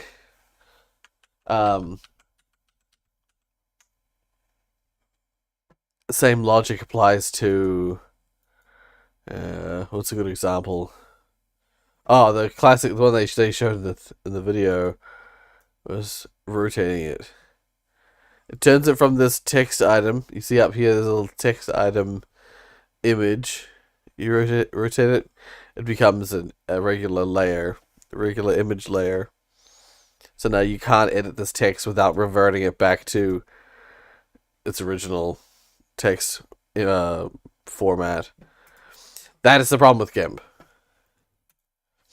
That is what makes GIMP inferior to Photoshop.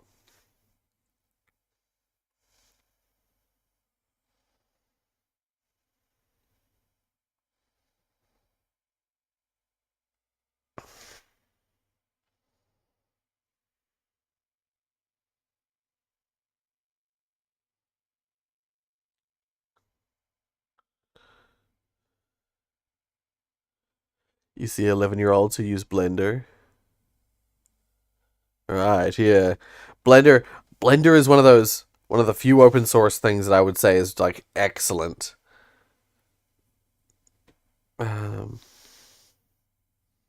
Yeah. Blender is once again really complicated to use, but it is an excellent product. More so than GIMP is. GIMP is good, but it has its limitations. Jesus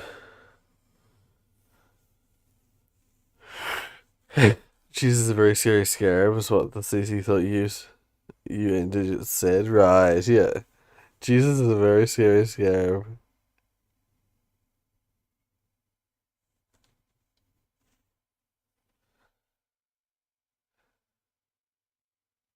Anyway, Pixel crash under 64-bit caused by what? TF2 updated on the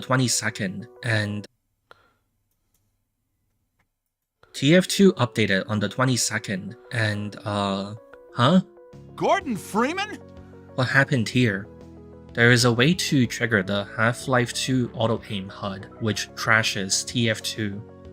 Technically speaking, TF2 is an extremely elaborate Half-Life 2 mod, built on top of the existing Half-Life 2 game. This is most obviously seen through the old exe name, like Gary's mod, hl2.exe. As an extension of that, TF2's HUD is also built on the Half-Life 2 one. For example, there is a ticking noise when you're near radiation, which is technically a HUD element. TF2 also has that, inherited from Half-Life's HUD files. Similarly, Half-Life has auto-aim. It's a HUD element, so TF2 inherits it. It used to be fine, but after upgrading to 64-bit, enough code has been changed such that it started causing crashes. because it's trying to find Gordon Freeman. Broadly speaking, the auto-aim works in 3 steps.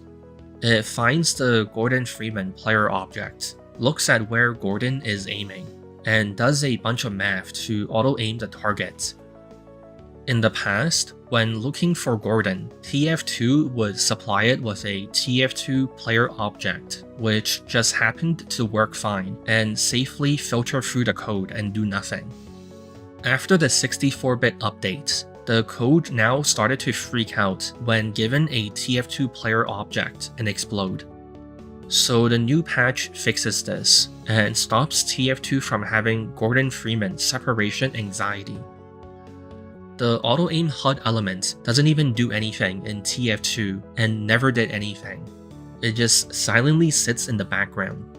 For some reason, since release, it's on by default, just sitting there. Our latest installment in the ongoing adventures of Gordon Freeman.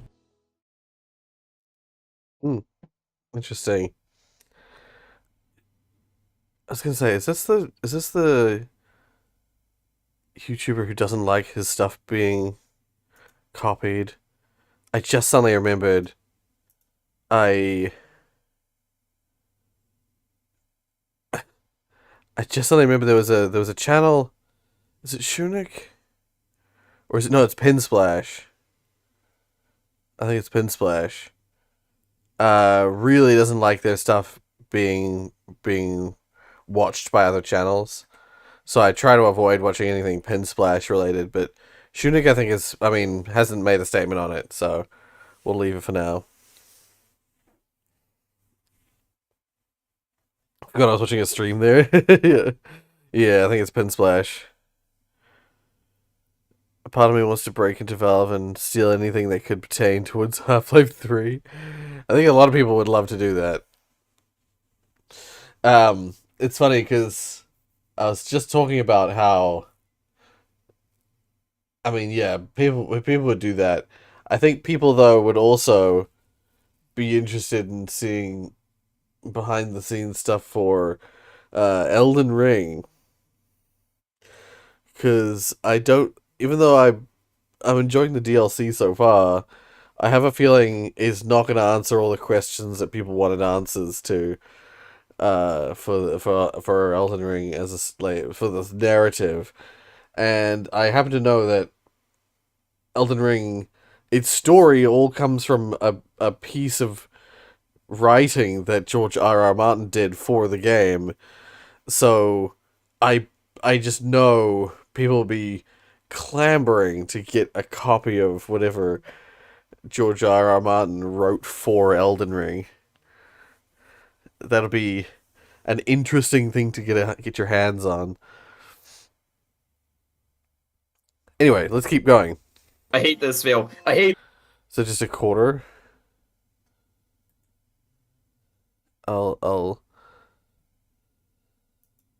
I'll be the judge. I hate this, Phil. I hate this. I blame this on you, actually, Chamber. This is your fault. I see. That was it. That was the whole puzzle. I despise you. I'm losing my mind in here.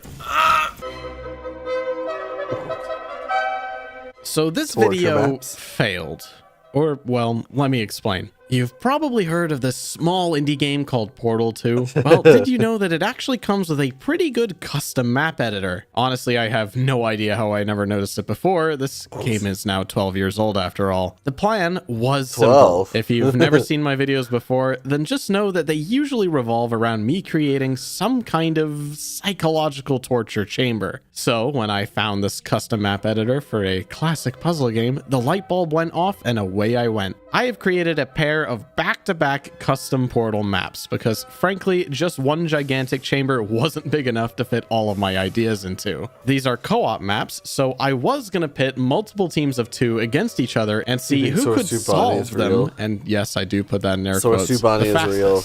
But that has changed because the first team broke me. This video turned from a multi-team challenge into a session of marriage counseling. Meet Novel and Chamber. You wouldn't know it from what you're about to watch, but these two are great friends. They even swap feet pics daily. The problem, however, is that these two think in very, very different ways, meaning that when you make them work together on anything, they get upset at each other very, very easily. What the move that Chamber did, I think I lost 10 years off my life. When I was figuring out who to put on what team, my friend Mavie suggested I should put these two together as some kind of torturous bonding experience. You know, give them a common enemy, in this case me, and maybe they'll be able to work past their differences. Instead, well, you'll see. Also, if you want to play these maps for yourself, you can find links to them down below. I have not fixed any of the bugs or problems with them, and I won't. Wouldn't want to spoil that experience for you. But before we can enter the depths of my torment, we need to thank today's sponsor. That's right, it's Displate, baby! You and I both know that the usual nonsense that comes with hanging wall art is about as painful as being sat down and forced to appear in one of my videos. Well, what if I told you that instead of spending your hard-earned cash on a flimsy paper poster that'll fall off the wall in 5 seconds... I'm extremely tempted. Not sponsored by Displate. I'm extremely tempted to get some Displates, though. They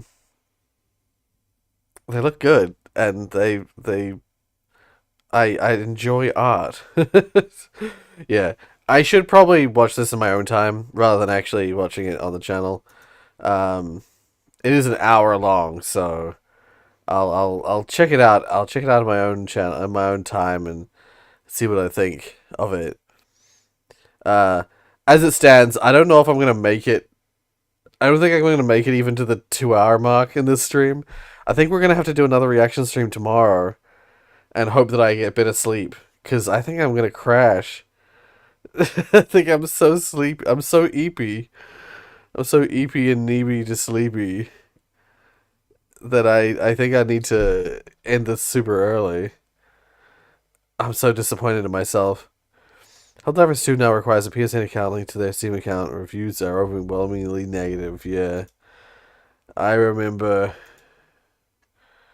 Yeah.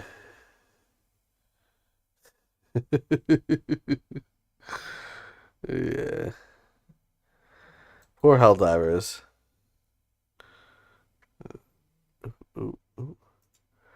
Yeah.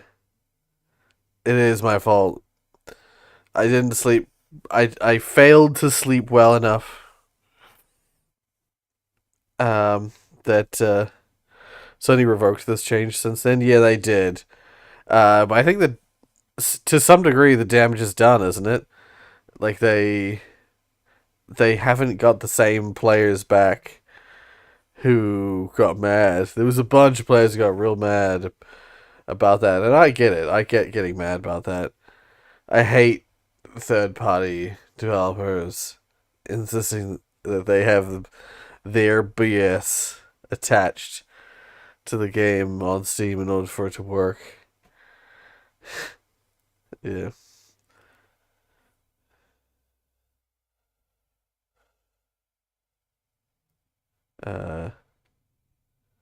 Did I just phase out for a minute there? Because the PSN region restriction is still there. That's right, yes. That's what it was, yep. Because it's PSN, there still is region restriction. Just no PSN requirement. Yeah.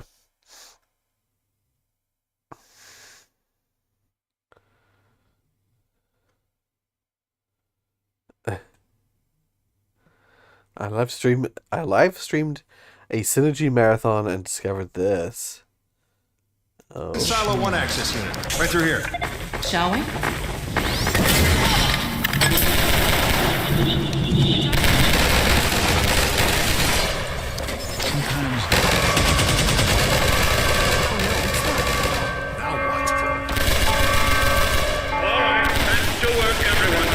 Just another false alarm in the secondary cell.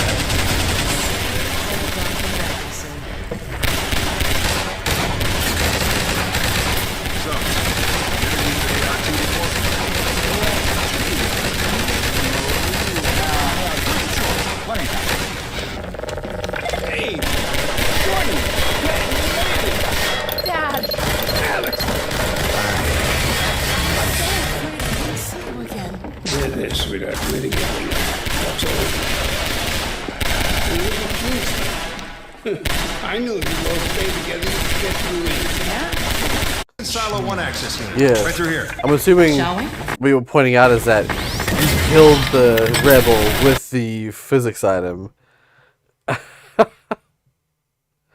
Yeah. Super Mad Cat. That's what I'm saying. I think we should probably. I'll go to 2 hours. We'll go for 15 more minutes, and then I gotta crash because, I don't think I'm gonna make it through to 4 hours. Yeah, NPCs are normally invulnerable, but I'm assuming physics prop Noam Chomsky. Too powerful for that.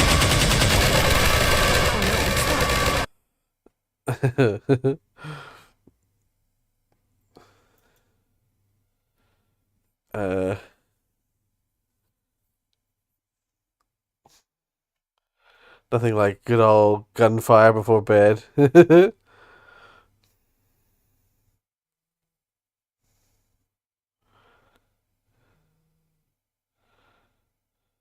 then fell asleep while the stream still runs. If you wait too long, you ain't waking up till Tuesday. That'd be funny. If I just slept right through. But no, we'll stream again tomorrow. But first, let's quickly whip through a couple more things. We got this. The first 100 videos.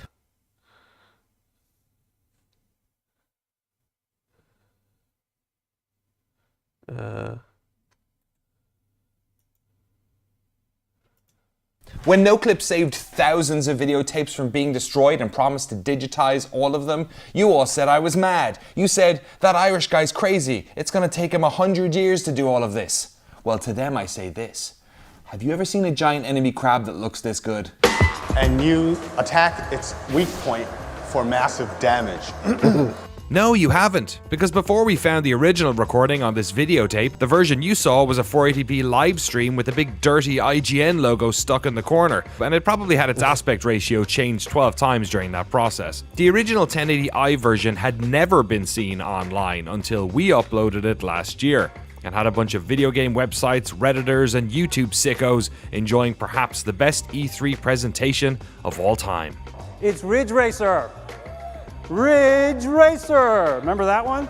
And that's just one piece of the video game history we have preserved in our video game preservation project here. And since we just crossed 100 videos, what better time to take a moment to look back at all the cool shit we found, at some of the ways in which we messed up, and some of the cool stuff that's coming down the pipeline.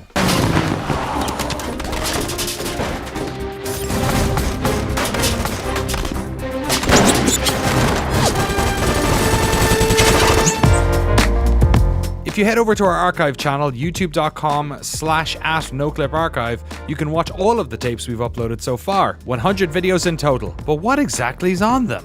First up, press conferences. We found and uploaded 1080i versions of several E3 conferences, including Sony's 2006 conference, Microsoft's infamous 2009 conference, and EA, Nintendo, and Ubisoft's 2010 conferences. There's a bunch more up there, and the difference in quality from what you remember is night and day. We also realized during the capture process that we had multi-stream audio from many of the tapes, meaning that we were able to isolate the sound from several of the trailers and upload those in 1080 separately. There were a few tapes that had the trailers in really good quality, but the background audio either had crowd noise or was just terribly mixed. In those cases, we tried to find the best quality version of those trailers on YouTube, rip the audio from them, and then layer it back on the 1080 footage that we got, essentially manufacturing a really good 1080 version of the trailer. We also uploaded the 2008 DICE Awards, which aren't available anywhere, not even on DICE's website. I wonder why. Also, something that we never see as gamers, there are girls here tonight. Ladies and gentlemen. There are loads more tapes like this in the collection. We know there are. We know there are other conferences because we've come across them. The only problem is some of them are multicam, which means we're going to have to re-edit them together, which is a stupid amount of work. But if nothing else defines this project, it's the term stupid amount of work. Some stuff that... Yeah. I'll watch the rest of this later.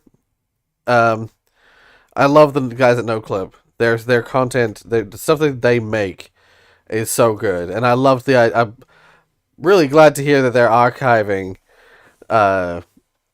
like video game press conferences and stuff like that, and video game footage from press release stuff, because that shit becomes lost media so easily.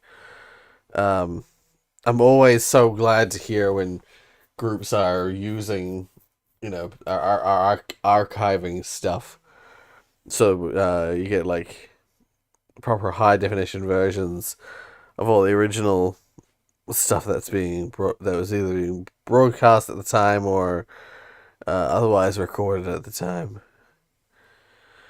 So yeah, anyway, a little longer, a little bit more. Half-Life 2 Infinite Finality gameplay reveal. Oh?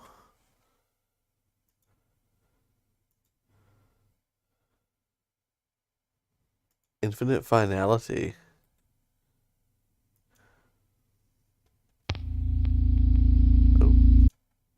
Oh, what the...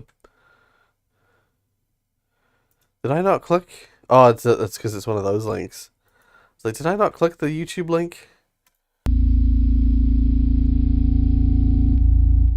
The Half-Life documentary was the greatest thing ever by NoClip. Yeah. NoClip did an amazing work with that stuff. After those assessments you just went through, we should take a power nap. Yeah. I still haven't fully recovered from those assessments. I probably won't fully emotionally recover until I get my results back.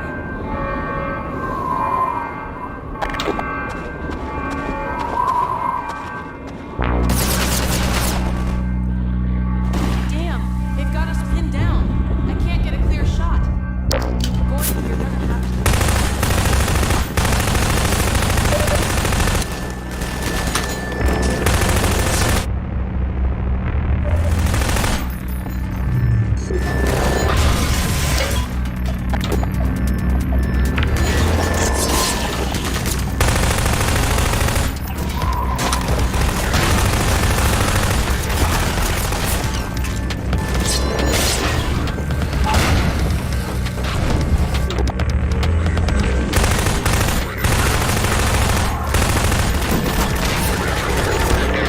Open his eyes.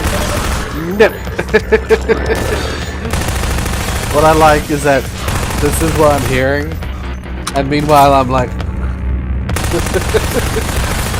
nothing like gunfire to put me to sleep.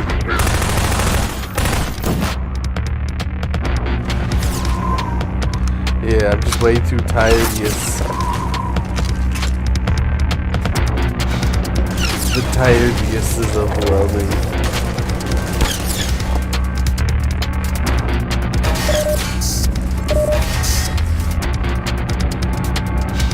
Yeah, this is Infinite Finality.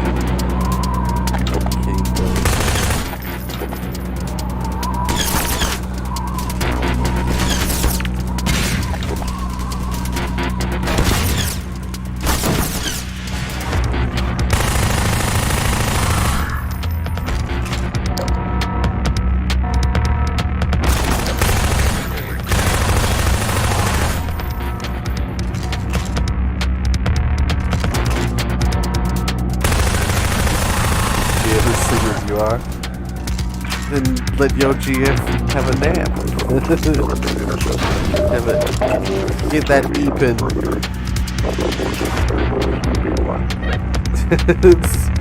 This is how I feel right now. Wait. I gotta look this up.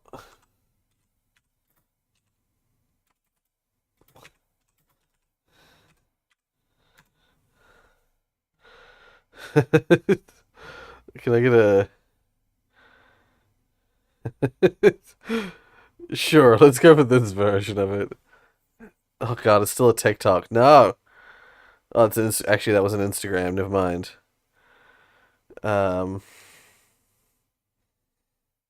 Screw it. Instagram will have to do.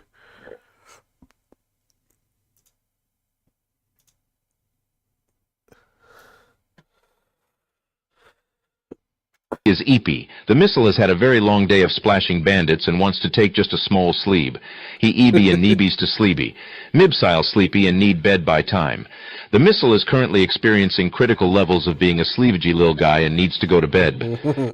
The missile is very tired. He is Eepy. The missile has had a very long day of splashing bandits and wants to take just a small sleep. He Eeby and Neebies to sleepy. That's my favorite line. He Eeby and Neeby to sleepy. The Rorius is tired. He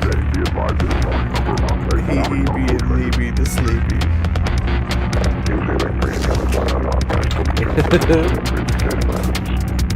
Make my eyes wide open. I can't even do that. Actually hurts.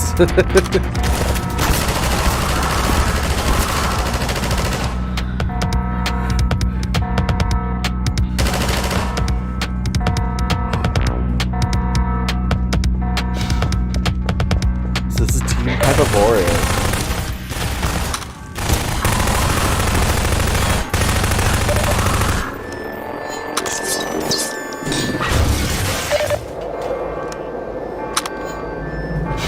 I was gonna say, what's the premise of this mod?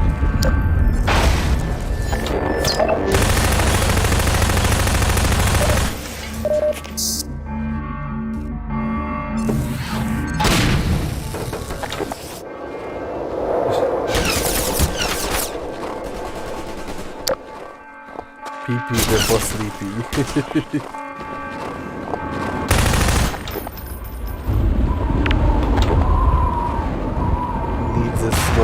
Sleep.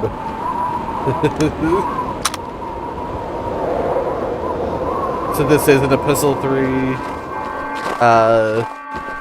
Half-Life 2 mod.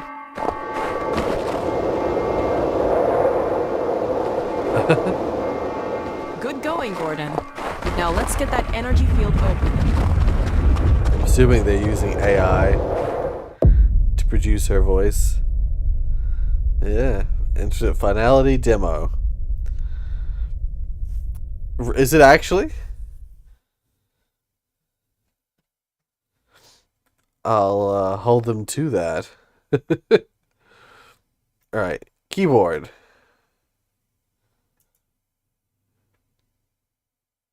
Before we begin, I've got to swap out my keyboard, because the keyboard I've been using, 6 minutes. The W key started skipping, and that's bad, because if you put too many W's in your program, well, who knows what'll happen if there's too many W's in your program.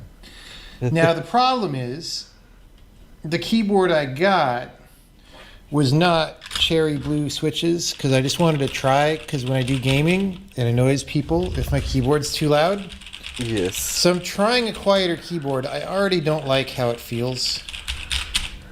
And get out of here. I might have to skip back, go back to my clicky keyboard with the W. We'll see. See how we end up feeling about it. Oh God. It's totally got like the purple Razer backlighting. Razer Synapse 3 Beta. Wow, I just uninstalled this thing. But I want to turn these on so that I can turn off. So that you can see what's going on with my keyboard right now. It's this. I don't want that. I don't want my keyboard to look like a prop from Independence Day. Which one is the basic control that lets me turn it off? Like, if I don't install one of these, like, why is macros a different program? Like, what? 245 megabit. How do I just not have it light up? How do I do that? Wake up. I don't know how to have it not light up. Finding the best game prices. Oh my God! All new user experience. I don't want an all new. I don't want a user experience. I don't want. My preferred keyboard is one that doesn't have a user experience. What a great user experience I'm having right now. Modular installation capabilities, because you want your Razer Synapse to have so many capabilities that you can't install them all at once. They can't just all be part of one program, right? They've got to use the keyboard user experience language protocol to talk to a server written in a shell script or something, and that's why it's not calling into a DLL. Why did the fans on my PC just go crazy? It must have reset all my settings when I installed it. This is no. I don't want to sign in. What is this bullshit? Yeah. This is what I found bullshit. Are you kidding me? In order to use... How do I just turn off my... Okay, is it in a order different to program? modify the settings of Oh god, this Razer keyboard stuff. feels so bad. It's I'm gonna hate it, terrible. dude. What, didn't we just install all these different mods? How do I turn off the lights on my keyboard without logging in? You can't. Can somebody tell me how to do that? Because if I can't, then this keyboard goes in the trash. Like I have a zero tolerance policy on these. I will never buy another Razer keyboard. Function F11. There is no function key. This is not, oh wait, over there, F11. It's not doing anything. It's not doing anything. It's still lit up. F11 and F12 have little lighting symbols on them and they're not doing anything. And the fan on my computer is now going crazy. All right, here's the problem. I have to make a login in order to reset my fan settings, as far as I can tell. I mean, unless something's going crazy. So I'm going to make a login. Like, what the oh, it's probably the game, actually. Never mind, I forgot I left the game running there. Okay.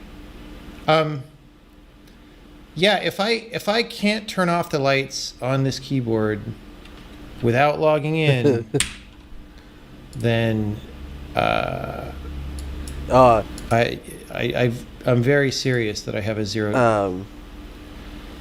Not my computer. My computer's fans are constant. Are you gonna? But No? Mark's laptop, constantly. Yeah, his Just fans gonna bring just it like back? his fans will just randomly, or he'll sign in. click some button and his fans will go. Okay. What is taking up It's like a all the friggin' jet CPU right engine. now? Because my fans are still going. Where do I get all the different CPUs? How do I get that view? Where's the view that shows me all my cores? Because like one of them is pegged. Resource monitor. There we go. I think in Task Manager you can double click. Like, what's doing all this work? Razer is like scanning my computer to send all my details to the NSA. What the fuck is going on? Oh,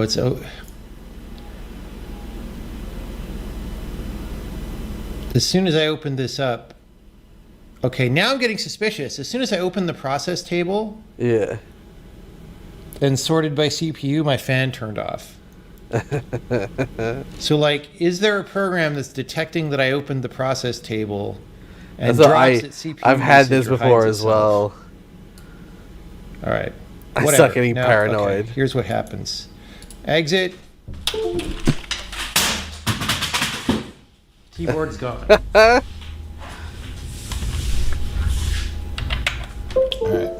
We're going to have a Skippy W key. I couldn't agree more when it comes to I get so frustrated that like I had a similar experience recently because I must have made an account years ago when I got my first ever Razer or whatever, but I recently when I got a new Razer thing, or Razer asked me to log in to do something with the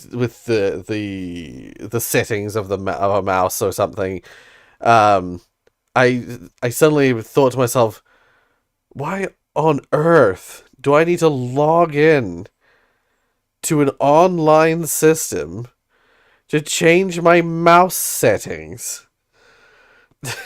I went full blown old man gets yells at cloud. I got so mad about it. Wait, where is it? Where is it? Marcus has watched. We're gonna have to try this again tomorrow, cause I am so EB. Oh, hey Conan. We're just wrapping up early because I'm EB and Neeby to sleepy. I have been falling asleep in this reaction. So we'll have to just pick up from here next time. I promise I'll try harder to stay to sleep better.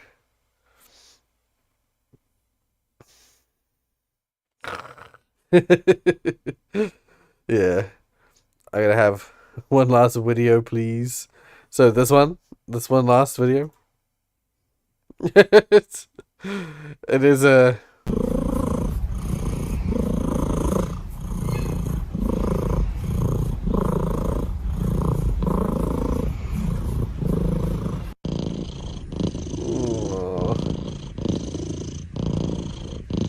It's a perfect video to end on.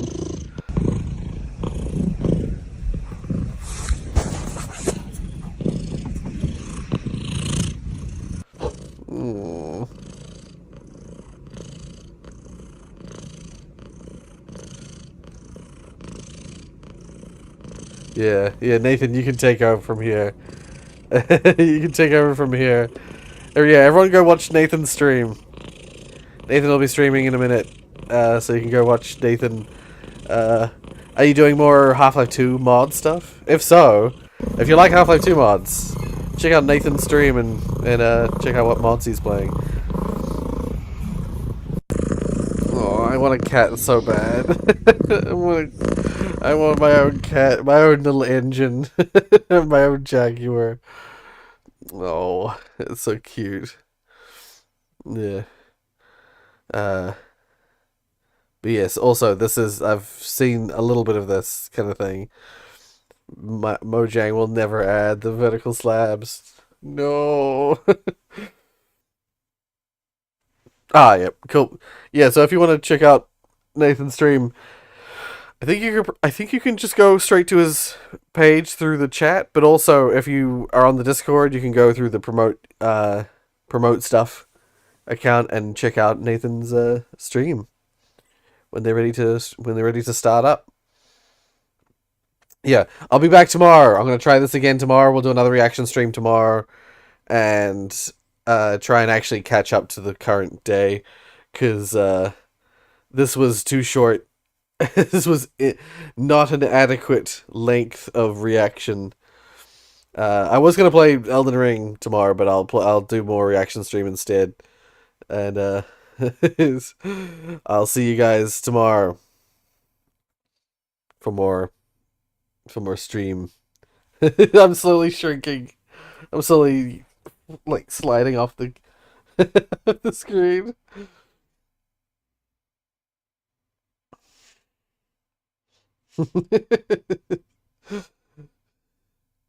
Tomorrow it is. Yep.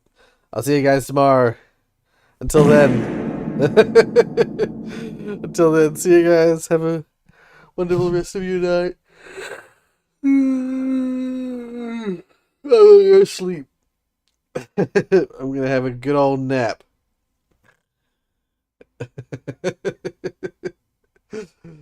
See you guys. Bye.